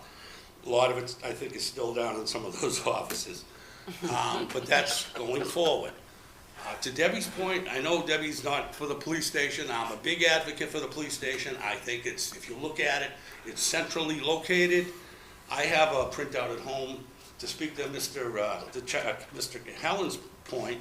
I have a thing at home that says it's over 4 acres. That came right from the assessor's office. I think it's 4.3 acres rather than 3 point something. But I could be wrong, but I do have something at home that says that. I should have brought it, I did not. The cost, we have already talked about spending $30 million approximately, maybe more in today's money, on a new police station. An elevator is gonna be an afterthought. Someone like a Perini or a giant construction company would come in here and they would save all 4 of those beautiful facade walls and they would shore them up, and we would start with a blank slate. We could give the chief Sally Port that they want. The ball field, we might have to sacrifice that ball field, I get it. We might, but yet it might fit over on Ray Street. But I know that in the heart of hearts, the library, There are folks that would like parking to come out of that. It makes sense. Again, it speaks to the downtown, saving of the downtown and parking for the downtown. We have to all remember, this is all about the greater good. There's going to have to be give and take from all sides. Finish your thought, finish your thought. Rick, Rick, Yeah. finish your thought. Thank you. The elevator, the $30 billion, if you look at it, it is the most centrally located building in our community, that building. Look at it on our maps. It's right in the middle. The police will have access to both 495s, Pleasant Street, King Street, Chestnut Street off via Chestnut off of Pleasant. Time of response, much, much better. I know, again, a lot of people want senior housing. I get it, as do I. This council will be talking about, I think, in the next year or two, maybe thinking about closing Parmenter. Maybe Parmenter there is not a need, maybe. Maybe the kids, with the numbers going down, we can get those kids into to the two big schools. And then, if we're gonna think about senior housing, well, what better place than Parmenter? Parmenter has more land to go out on. It's right up there where already Central Park Terrace already exists. It's the perfect location for senior housing.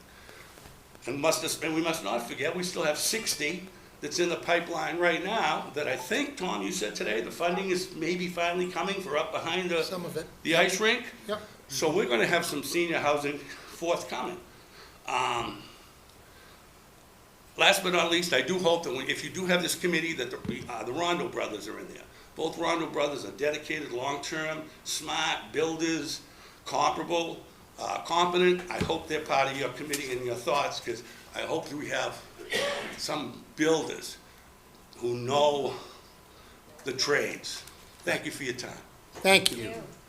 Is there anyone else? Please. Oh, somebody that went to Davis there when it was a high school. Yes, I have to say I'm a proud graduate of Davis Thayer, class of 1962. To me, I have to disagree with Councilor Pellegrini. I think it'd be a fantastic location for a police station. Now we have to give directions. Where's the police station? You got to give people directions to get there. Every town I go through, you look around and the police station is right in the main thoroughfare of the town. Our police station is off on a side road somewhere. So I really think you should consider that as a site for a police station. Whatever you do, we need a new police station anyway, from what I've heard. There's no storage there, and it's a drastic need for the town, and they will need that. You'd have to retrofit this building. It's going to cost money, but so would a new police station. You can't beat the location, and we want to preserve the building as well. The other use I could think of would be a rec center for recreation. So, but I do think that has to be addressed, the location of our police station. Thank you. Thank you, Wayne. Is there anyone else? Sure. To speak to Wayne's point, excellent, and just things I left off. As far as the historical folks who also we'd love to have a place for, or the rec department, what do we do with our old police station? Boom, put one of those, either a rec department for the kids, historic, we have that nice park, what do they call that? Sculpture park. Thank you. So perfect place for those folks, the historical folks, a new home for them. Or maybe up at Smith's Farm for the historical people with that beautiful barn, maybe part of it. But thank you, just. Thank you. Is there anyone else in the audience? Anyone else? Anyone out in Zoom land? I think I've got pretty good consensus from the council that the Citizens Committee is the way we want to go. So I will close tonight's discussion with that direction, maybe beginning the process of putting a charge Yeah, absolutely, Mr. Chairman. together. There'll be I think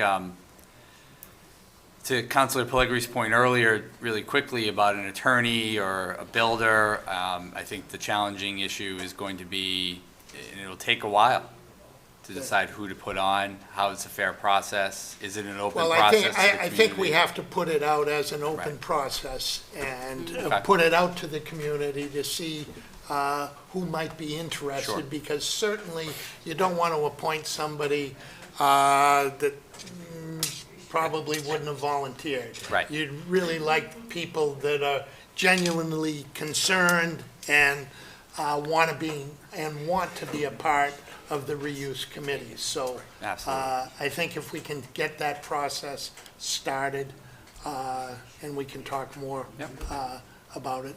You got it. Okay. Absolutely. Okay, thank you, one and all. Moving forward, legislation for action.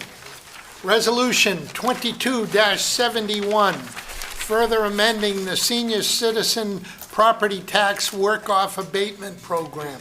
Clerk will read the resolution. Thank you, Mr. Chairman. This is Resolution 22-71, further amending the Senior Citizens Property Tax Work-Off Abatement Program. Where the Town Council has accepted Massachusetts General Law, Chapter 59, Sections 5K, enacted by the General Court of the Commonwealth in July 11, 2001, which allows senior citizens of the town of Franklin to volunteer their services to the town in exchange for a reduction in their property tax bills for their domiciles. Now therefore be resolved by the Town Council of the Town of Franklin that the Senior Citizens Tax Off Work Abatement Program annual individual benefit is increased to $1,500. Qualified senior citizens taxpayers over 60 years of age may volunteer their services to the town in exchange for a reduction in their property tax bills for their domicile. Qualified senior citizens taxpayers will receive an amount at an hourly rate for their services not to exceed the minimum hourly wage in the Commonwealth of Massachusetts.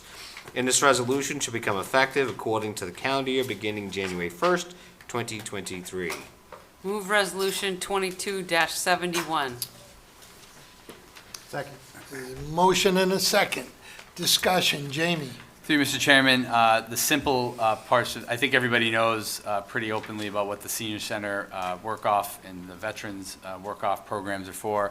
The simple adjustment tonight is that as of January 1st to up the rate to the minimum wage, which we've been keeping up with the last few years. So that's really the only point of this resolution, is to get that wage up on January 1st to $15. Thank you. Thank you, Jamie. Discussion from the council. Councilor Chandler. Through you, Mr. Chairman. In the past, I've spoke that I think that they should get more than the minimum wage.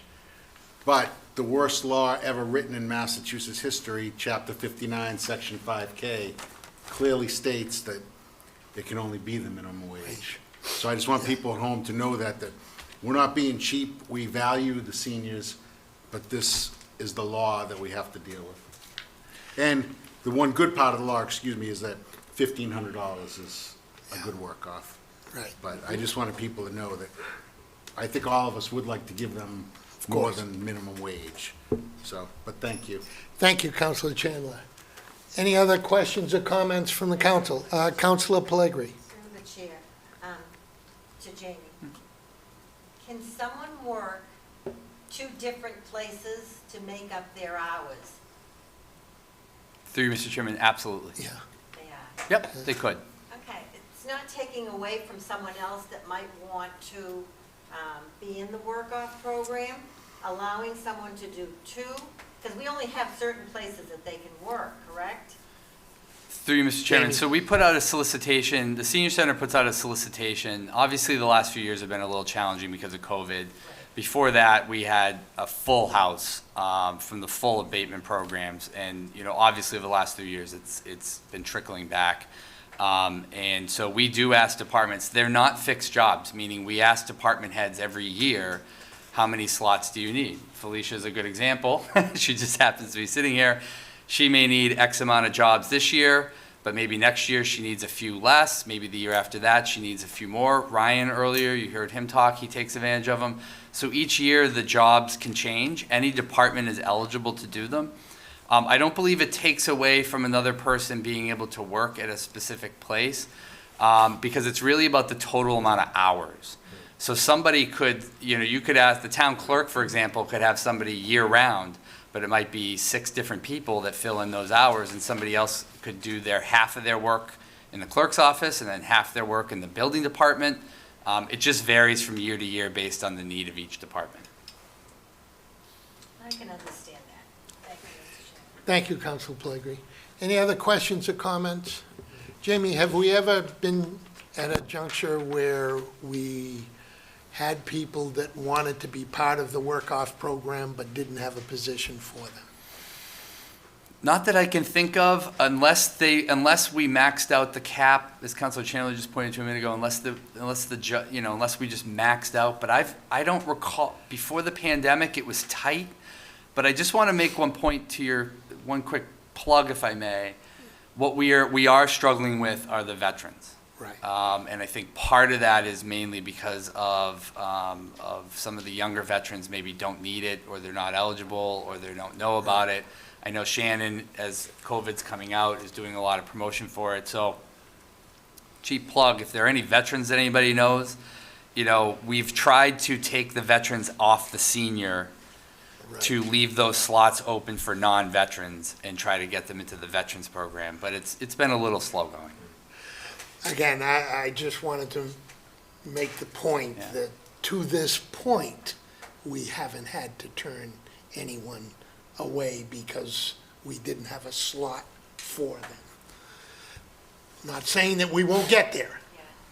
Okay, now I have a question. Shoot. We used to have people that would work the program, but give the hours to someone else because they weren't able to work, but needed the assistance. Do we still do that? Not familiar with that.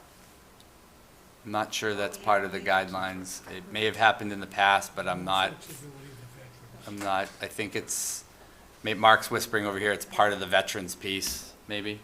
But I'm not sure that, I don't believe there was a system where, I get my 1,500 and I. Certainly, we can look into that Sure. and get back to us on that. Mark, do you remember that?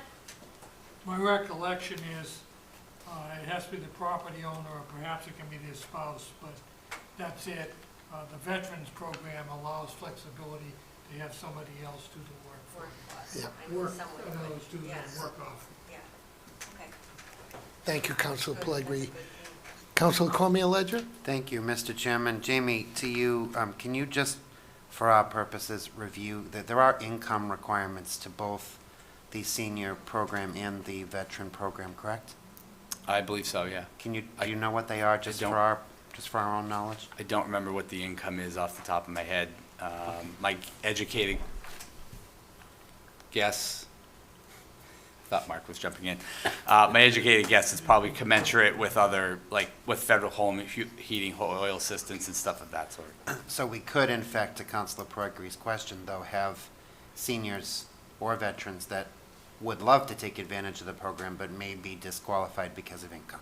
I think the veteran status is the veteran status. Okay. So that would only apply to seniors then? Seniors. Right. Just wanted to make sure I understood. Thank you. Thank you, Councilor Cormier Ledger. Anyone else? Seeing none, the vote will come on the motion to approve Resolution 22-71. A majority vote's required, but it does need to be a roll call vote, so clerk will call the roll. Thank you, Mr. Chairman. Cormier Ledger. Yes. Sheridan. Yes. Chandler. Yes. Frangillo. Yes. Pellegrini. Yes. Hamblin. Yes. Jones, yes. Chair. Yes. 8, 1 absent, sir. Motion carries. Resolution 22-72, further amending the Veterans Property Tax Work-Off Abatement Program. Clerk will read the resolution. Thank you, Mr. Chairman. This is Resolution 2272, further amending the Veterans Property Tax Work-Off Abatement Program, whereas the Town Council has accepted Massachusetts General Law, Chapter 59, Section 5N, enacted by General Court of Commonwealth on October 12, 2012, which allows veterans of the town of Franklin to volunteer their services to the town in exchange for a reduction in their property tax bills for their domiciles. Now therefore be it resolved by the Town Council of the Town of Franklin that 1, the Veterans Tax Work-Off Abatement Program annual individual benefit is increased to $1,500. Qualified veterans taxpayers may volunteer their services to the town in exchange for reduction in their property tax bills for their domicile. Qualified veterans taxpayers will receive an amount at an hourly rate for their services not exceeding the minimum hourly wage rate in the Commonwealth of Massachusetts, and this resolution shall become effective for the calendar year beginning January 1st, 2023, and thereafter. Move Resolution 22-72. Second. Motion and a second, discussion. Same as before. Basically the same as the last one.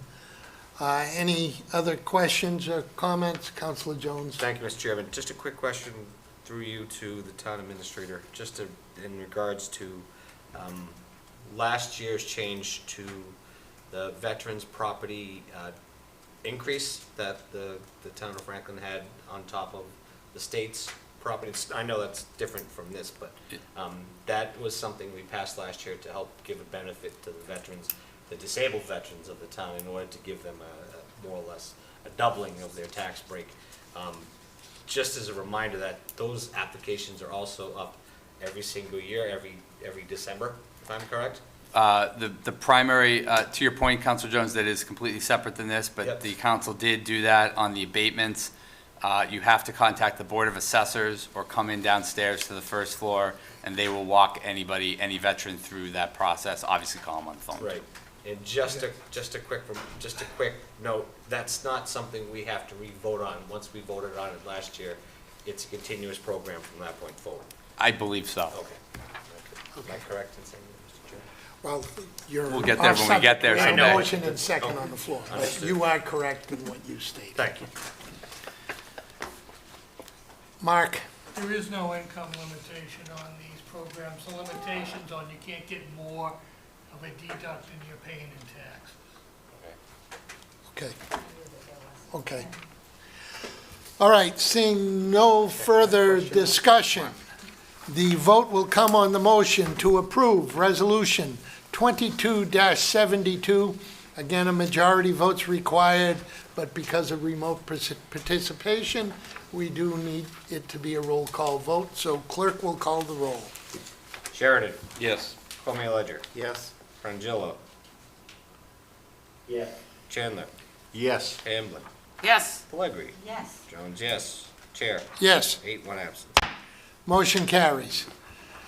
Resolution 22-73, General Funds Appropriation, Transfers and Adjustments, FY23. Clerk will read the resolution. Thank you, Mr. Chairman. This is Motion to waive the resolution- reading? Second. Motion and a second to waive the reading. Roll call vote. Clerk will call the roll. Sheridan? Yes. Cormier Ledger? No. Frangillo? This This is is on, to waive the reading. okay. We'll get a summary. Yes. Chandler? Yes. Hamblin? Yes. Pellegri? Yes. Jones, yes. Chair? Yes. 7 yes, 1 no, 1 absent. Motion carries. Okay. Mel? Move. Move Resolution 22-73. Second. Motion and a second to move Resolution 22-73. Discussion. Jamie, summary, please. Sure. So through you, Mr. Chairman, just by way of background for the folks at home, if you came from a small town, this would be called a special town meeting in the middle of fall. This is very, very common, where, for those of you that have been on the council for many years, you know this. For the folks watching at home and on Zoom, after state aid, the state budget and the state budget process cycle goes through, we are obligated under law to make sure that we file the appropriate paperwork with the state before we set our tax rate hearing. By the way, a cheap plug, November 30th is the town's tax rate hearing. So everybody that's curious about how we set the tax rate, please come to the meeting on November 30th. And so we don't really know in May exactly what revenues will be like. And so we come back in the fall every year to take a review of the budget. We incorporate in the final state budget numbers. We incorporate in the final new growth numbers. And we also monitor the first quarter of revenues from local receipts, of which we've put a report in the packet tonight. And the most common number people want to look at is the aggregate, and we are on target through September 30th. In terms of local receipts projections, we're at 25.9%. That's very good to know that we're on target. So through the first quarter of the year, thus far, we are on target from our revenue projections. In the resolution and in the memo, I did outline that we did go to the Finance Committee, as we do every year, last week, and went through a thorough review of all the budgetary changes. And they did vote unanimously, 7-0, to recommend to the Town Council to approve this budget amendment. One of the reasons why there are more accounts that have transfers at this time, the main reason, the overwhelming amount of these, is due to the transfers in funds due to the collective bargaining agreements that have been passed and solved. So when you look at a lot of these, this includes the 2.5% COLA also for all of the non-union staff. Normally in a non-collective bargaining year, the amount of the accounts that are seeing money transfer in and out are 3/4 less than what's here right now. And I'll note for the public and online exactly where the other changes are that are of much more substantial interest to the community. All of it is outlined in this memo, again in the packet.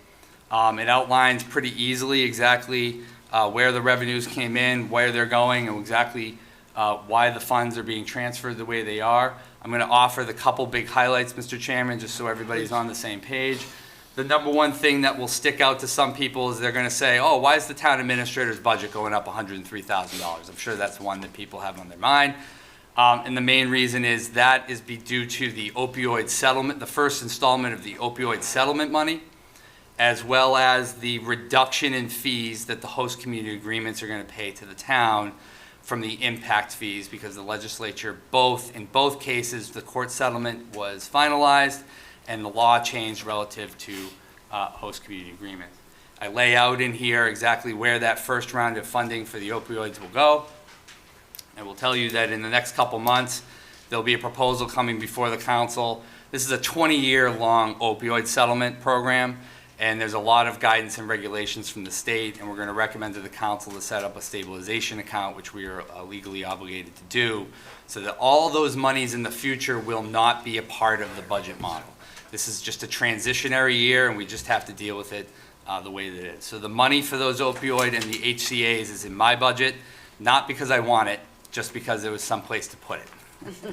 And then second, Mr. Chairman, the other big item on the list is debt service and principal. Those increases have gone up, which occupies at least 50% of the revenue that came in via state aid. And that was for the borrowing that happened for the renovation of this building inside, as well as the Horace Mann drainage project.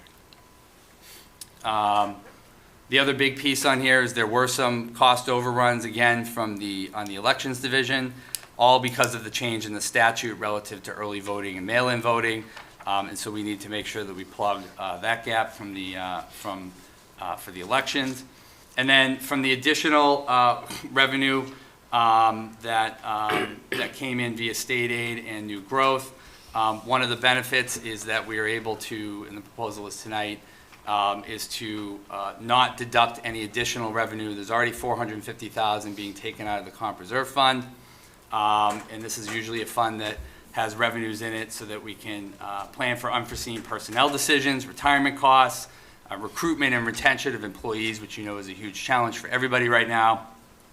And by the end of the year, just to note for the public and for the council, in June, many of you who have been through this before, we all come back at the end of June at the last meeting of the council, and we do budget transfers in case any accounts were in the red and any accounts had any unspent monies, and we walk through with the public exactly where those revenues are going. So with that, I hope I kept that somewhat short, Mr. Chairman. I know there's a lot of details. I could talk about it all night, but that's the big level overview, but it all is in here in the memo for anybody at home to look at. Thank you.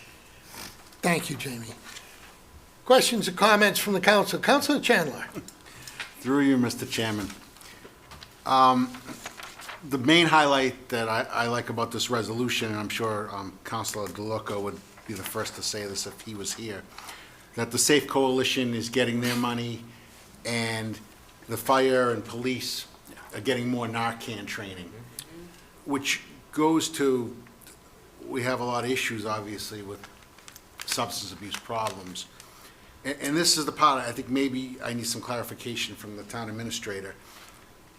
The cannabis money, which is $356,000, when is that gonna be gone? Is it next year, this year? Please. Jamie. Through you, Mr. Chairman, I'm going to, again, those are great points, Councilor Chandler. I'm glad you highlighted. In particular, I do want to just give a plug for the opioid settlement money first.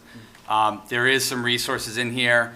I can assure you, and I've emailed all of the town boards and, staff, the superintendent, Board of Health, the chiefs. At some point, there'll have to be a working group dedicated toward how to distribute those funds to make a recommendation to you guys in the Finance Committee. I want to give a lot of credit to the folks that did do that lawsuit, because to your point, Councilor Chandler, and you're right, obviously the problem is not getting better. And so this additional revenue that the town's going to be getting over the next 20 years, hopefully will provide a lot of substance abuse support throughout the community. In terms of the host community agreements, unfortunately, or fortunately, depending on, and it's a very, very controversial topic, it's very, very complicated. The law was changed relative to host community agreements last summer. And ultimately, if you look at the city of Boston as just a trend, the city of Boston, Mayor Wu actually canceled out all of the agreements on November 1st. And she announced just last week that she's returning almost $3.5 million back in impact fees to those businesses. And this is, I don't want to go into, unless you want to tonight, I'm happy to dig in deep, but I'm just letting everybody know this is an extraordinarily complicated topic. And unfortunately, the bad news is, per se, is that revenue source from just the impact agreements will be going away. The good news, and I want to leave everybody with a really big positive, which is that, number one, the businesses that we have had in town have been excellent to work with. And we've got very, very good relationships with all of them. All of them have invested heavily in this community, and all of them have prioritized local jobs, by the way, as part of those agreements. So those agreements prioritizing local jobs and all those other things is going to stay intact. The other positive is the local option sales tax this council passed 5 or 6 years ago. The 3% on all sales at both Netta and Boterra is going to help continue to fill the town's coffers, at least in terms of sustainable revenue like meals taxes and like hotel taxes. That's a good thing. And so I've tried to, every town manager will agree and disagree on this entire issue. Every legislator probably has their own opinions too, and I understand it. The impacts to the community, I want to give a plug to Netta and to Boterra. They have reached agreements on they're not going to claw any money back. There is not going to be any of that. So the Grove Street, for example, that money is still going into Grove Street, and Netta has been very supportive of their contributions to continue to go into that project. And Boterra, in terms of funding the Safe Coalition, they have never once wavered from me in their support for the Safe Coalition and doing whatever they can do. It's just simply a fact of the fact that the law changed, and I have a feeling that Mayor Wu is on the right side of this. But there is still revenue coming into the town through the sales tax. Sales have increased over the course of those stores being open, and so over the next 2 or 3 years, I think you're going to see a pretty good revenue source in the town budget. So that's about as easy as I can make it for right now.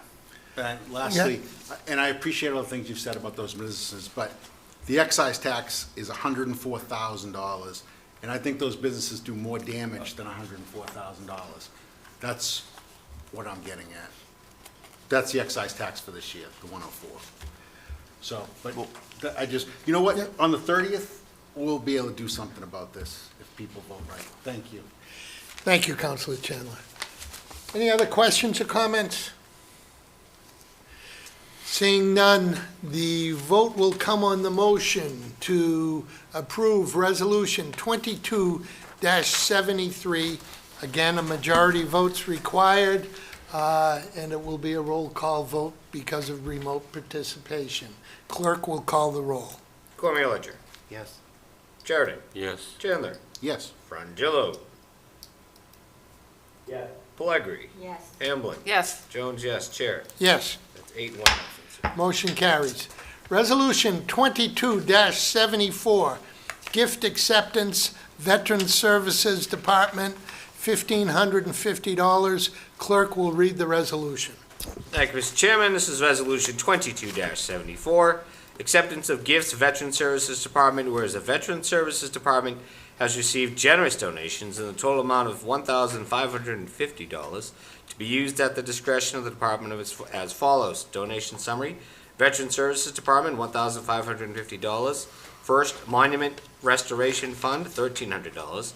Municipal Assistance Fund, $220. Veterans Gift Fund, $30. List of donors is included in the 11/16/2022 Town Council meeting agenda packet. Now therefore be it resolved that the Town Council, Town of Franklin, on behalf of the Veteran Services Department, gratefully accepts this generous donations to be used at the discretion of the department for the purposes noted above. This resolution should become effective according to the provisions of the Town of Franklin Home Rule Charter. Move Resolution 22-74. Second. Motion and a second. Discussion. Jamie? Just want to thank all the generous donations, and obviously, I'm sure like all of you, just want to thank Oteri and Sons for their incredibly generous donation. Thank you, Jamie. Any further discussions, comments? Seeing none, the vote will come on the motion to approve Resolution 22-74. Again, a majority vote's required, and a roll call vote is required because of remote participation. Clerk will call the roll. Thank you, Mr. Chairman. Sheridan. Yes. Cormier Ledger. Yes. Frangillo. Yes. Chandler. Yes. Hamblin. Yes. Pellegri. Yes. Jones, yes. Chair. Yes. 8-1. Motion carries.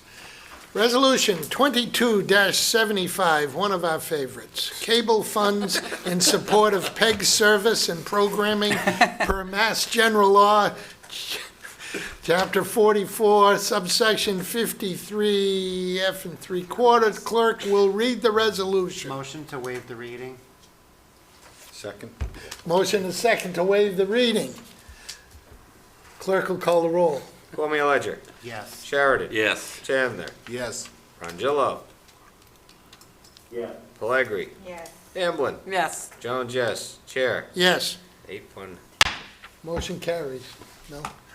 Move Resolution 22-75. Second. Motion and a second. Discussion, Jamie? Absolutely not. Thank you for that, Jamie. Any discussion from the council? This is something that we have pretty much once a month, if not every meeting. What a waste. So with that, the vote will come on the motion to approve Resolution 22-75. Again, a majority vote's required, and again, roll call vote is needed because of remote participation. Clerk will call the roll. Cormier Ledger. Yes. Frangillo. Yes. Hamblin. Yes. Sheridan. Yes. Chandler. Yes. Pellegri. Jones, yes. Chair. Yes. 8-1, sir. Motion carries. Thank you. Town Administrator's report. Jamie? Through you, Mr. Chairman, a couple of items. One, for all of you out there who are bothered by train whistles, unfortunately, they will continue, but the good news is we did finally find an engineering company to start the quiet zone study. So for those of you out there that have been wishing for that, there is beginning to have some hope. I expect that study to take probably a year. And the report will come back here, and it'll cost a lot of money, but at least out there, we're getting that study started. It has taken over a year to find a qualified engineer to do that because they're very busy. So I did want to announce that for everybody. Second, the open space and recreation plan kickoff process is in here. Councilor Chandler referenced that earlier. The Conservation Commission is the organization or the board that is running the open space and rec planning process.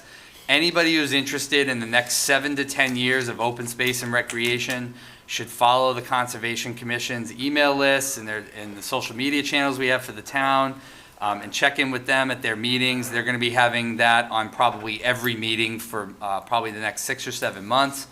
Community can come in, tell us their wish list like Ryan did tonight and all the fun stuff and ideas they have. And the goal will be to update that 7-year plan that's required by law. We anticipate that with the chart that's in the packet to be done hopefully next September. So that's a really, really cool thing. We had our first staff working group kickoff this week, and we were really thrilled to have Superintendent Gagir there. So we're really happy that Lucas and the schools are participating. And I know the Conservation Commission, just for the stakeholder groups out there, because a lot of people have called me about this, they will be bringing in the Agricultural Commission, the Bellingham Rail Trail Group, and all of those groups at dedicated meetings to get their feedback as well.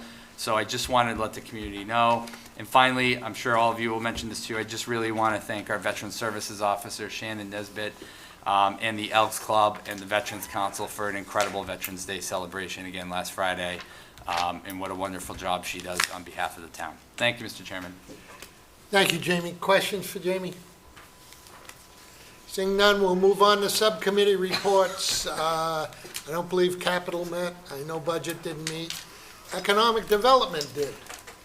Councilor Hamblin. Thank you, Mr. Chairman. Yes, the Economic Development Subcommittee met tonight before the full council meeting. We discussed a zoning line cleanup that will be coming to the full council. We're getting there. There's only a few more left. That's what Brian promised me. And then we also started to talk about some of the zoning changes and inclusionary zoning and things like that from the Franklin for All project and the housing plan, production plan, and the MBTA community.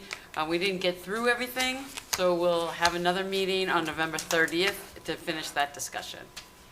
Thank you, Mr. Chairman. Thank you, Councilor Hamblin. Councilor Frongillo, anything from GATRA? We met today. The top line info is we're basically just cleaning up and actually trying to look like a real organization. So that means, A, having clear instructions from us that we as advisory board members, we've got a orientation packet around what it means to be an advisory board member and how to participate, which is great. And then we're also moving, GATRA is moving, we currently have 3 different operators across the region, and they're trying to consolidate to one operator. So pretty basic things, but we're glad it's happening. Sounds like things are starting to come together a little bit with GATRA, so let's hope. Okay, with that, future agenda items. Councilor Sheridan? Nothing at this time. Councilor Hamblin? Nothing at this time, thank you.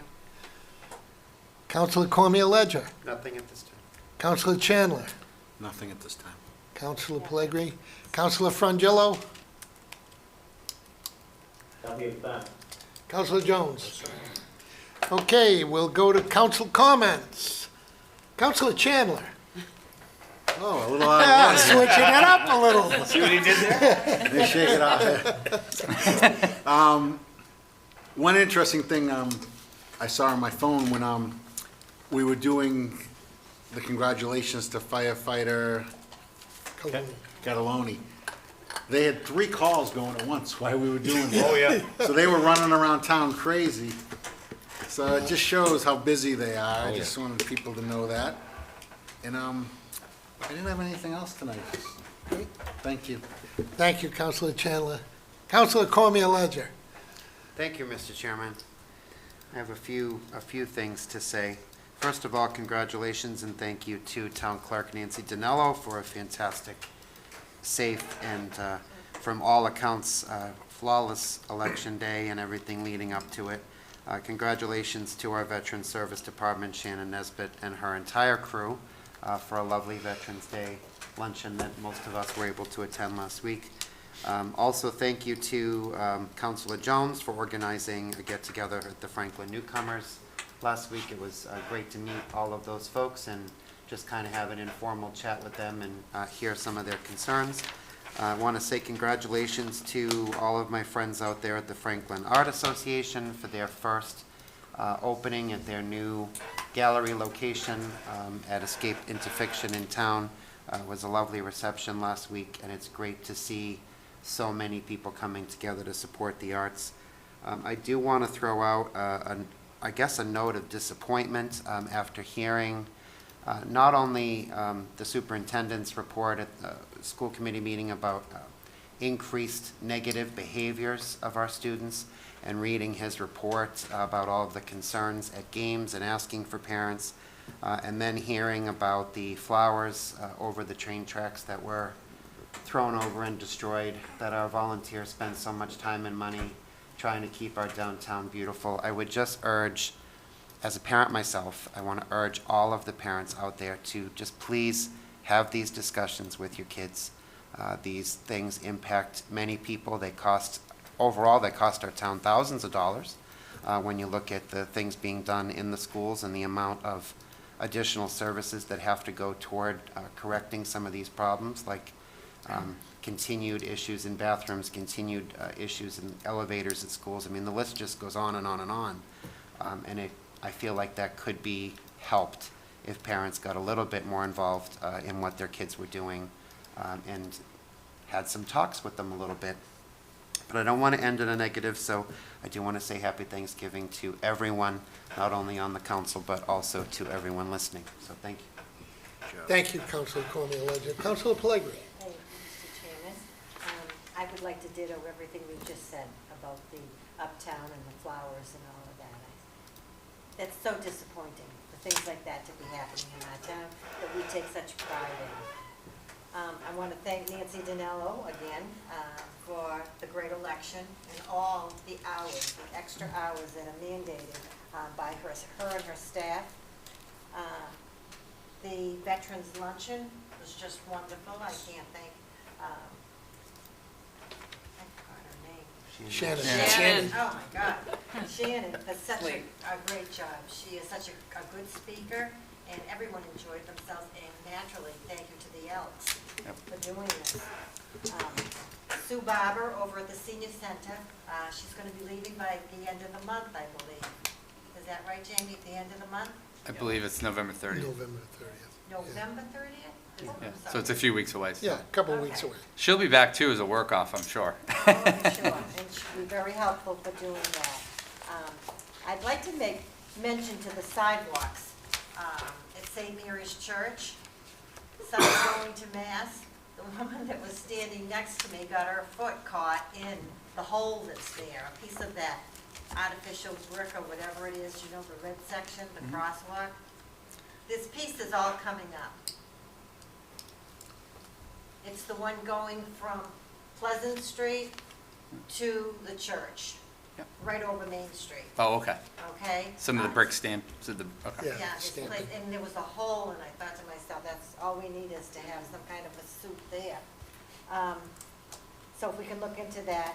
And again, I had mentioned the benches at the old museum. If we could put something on Facebook or wherever you could put this so that people know that they're available, and if they want them, we can set up maybe a weekend that they could come, and we'd have people there to be able to certainly help them. They'd come with their own trucks and take whatever. But the one town, and I don't remember the name of the town, they, like I said, they had over 132 people that called that were interested in the pew. So maybe we can clean things out that way. Okay? Yep. Okay. Thank you, Mr. Chairman.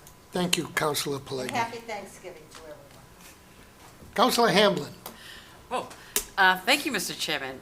I would like to echo everyone's thoughts and thank yous to the Veterans Agent and all the veterans and the Elks and everyone who put together that wonderful Veterans Day luncheon, and the speaker was amazing. His story was just incredible. And to Nancy and all the election workers, all their hard work, it just was very nice. And it's nice not to have to worry. You know, they just took care of everything. You knew it was going to be a job well done. If anyone is available at 9 a.m. on Saturday, you can help decorate downtown with greens and bows. And also on Saturday, the first Winter Farmers Market at Fairmont Fruit Farm is from 10 to 2. And you can get all your Thanksgiving goodies there, and then pick up some wine from La Cantina, and have a happy Thanksgiving. Thank you. Thank you, Councilor Hamblin. Councilor Frongillo. Yes, thank you. Councilor Hamlin beat me to decorating the farmer's market. Those will both be great. Happy Thanksgiving turkey trot after Thanksgiving. Always a good event, fundraising for the food pantry. So that'll be on the 24th. We got office hours tomorrow morning at the senior center.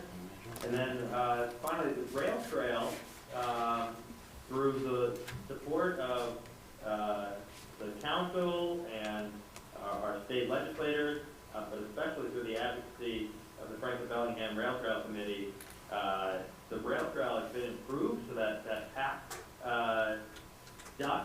stone duct that was on the Bellingham side now goes all the way through to Grove. It's beautiful, it's accessible, it's really, really nice, better drainage. So thanks to DPW, thanks to DCR, and thanks to everyone else who helped get that through. Thank you, Councilor Frongillo. Councilor Sheridan. I will second what everybody else has said. Happy Thanksgiving, and thank you to the Veterans Council for that great luncheon. Thank you, Councilor Sheridan. Councilor Jones. Thank you, Mr. Chairman. Just a couple of things. Obviously, the first thing is the election workers. I want to thank everyone who came out to vote and all the election workers. Tremendous, tremendous job by Nancy and her crew and everyone who came out to help on that day. Secondly, of course, just to reiterate the luncheon, the Veterans Luncheons, everything's been said. Great, great event. I did want to mention that the DAV 5K, which I was talking about last week, which was postponed to Sunday, because of what was going to be a pending storm, and ended up raining on Sunday, but there still ended up being an absolutely tremendous turnout to support our disabled American veterans at Castle Island in Boston this past Sunday. And it was a very heartfelt moment. I was very proud of my cadets. I had about 30 cadets that showed up to help set up the event from 2 divisions, and it was a well-run event. Dean College had their second Common Community Alliance meeting yesterday. I know Tom's probably going to talk about that too. In part of Dean College's attempts to try to reach out more to the surrounding neighborhood to hear the concerns and listen. The next scheduled meeting won't be until January. Hoping to do a monthly meeting, January, February, March, and April. But those dates are not set yet because the Chancellor's assistant is going to be looking at the schedule to see when those dates will be open. In the meantime, there is no meeting in December. And what else I want to talk about? No, that's about it. One more thing. Sorry. I forgot to mention that as of the past couple of weeks, work has begun on renovating the inside of the new Franklin Food Pantry. So Edwin's is now being officially transformed into the new Franklin Food Pantry. There are walls going up, there are wires being cut out, and there's modifications being made to meet the architectural needs of that building, and it's on pace, and I'm hoping that some good progress will be made soon. Great. Thank you, Councilor Jones. Again, to reiterate a lot of what my fellow councilors have said, Nancy Dinello and town clerks and the entire team, election team, did a magnificent job with our most recent election. The Veterans Day brunch, the Elks, Shannon Nesbitt, fantastic job, Bob Gardner. The featured speaker was phenomenal, to Councilor Hamblin's point. Again, I'd like to thank Becky Carloni again and congratulate her on just going above and beyond, and that's what our people do. So it's just a wonderful thing. To Glenn's point, and this Dean Community group that has been formed by Ed Augustus, the new chancellor at Dean. We had the second meeting, as Glenn said, last night. But I want to reach out to the entire community, not just the neighbors of Dean College, but to the entire community. If there are things that you have questions about or would like to talk to the Dean administration about, these are the meetings you should come to. And please don't think it's just about parking and, which, you know, the first couple, a lot of it has been parking, but that's not just what it's there for. It's there for the entire community. So please, come to some of these meetings, talk to the administration, listen to what things are going on at Dean, and maybe if you have a suggestion as to what things the community might be able to do in conjunction with Dean, or things that Dean might be able to do with the community. So please reach out. And again, happy Thanksgiving Day to everyone, and have a great holiday. We do have a need for an executive session tonight, and we will not be returning to open session. And the need is to, in considering the purchase and exchange, lease, or value of real property, because an open meeting may have a detrimental effect on the negotiating position of the public body, and we will not return. And you so declare. And I so declare. I love to declare. So, and we will not return to open session. Clerk? Mr. Chairman, I'd like to make a motion to go into executive session for considering the purchase and exchange, lease, or value of real property because an open meeting may have a detrimental effect on the negotiating position of the public body. Second. Wait a minute, the chair has so declared. And as so, the chair is declared. Thank you. Second. Motion and a second. Not to return to open session. To not to And, return yes, to open session. okay. To not to return to open session. So we have a motion and a second. Clerk will call the roll. Formulator. Yes. Sheridan. Yes. Chandler. Yes. Frangillo. Yes. Pellegri. Yes. Hamblin. Yes. Jones, yes. Chair. Yes. 8-1 absence. We will enter executive session. Thank you all for watching, and thank you for those who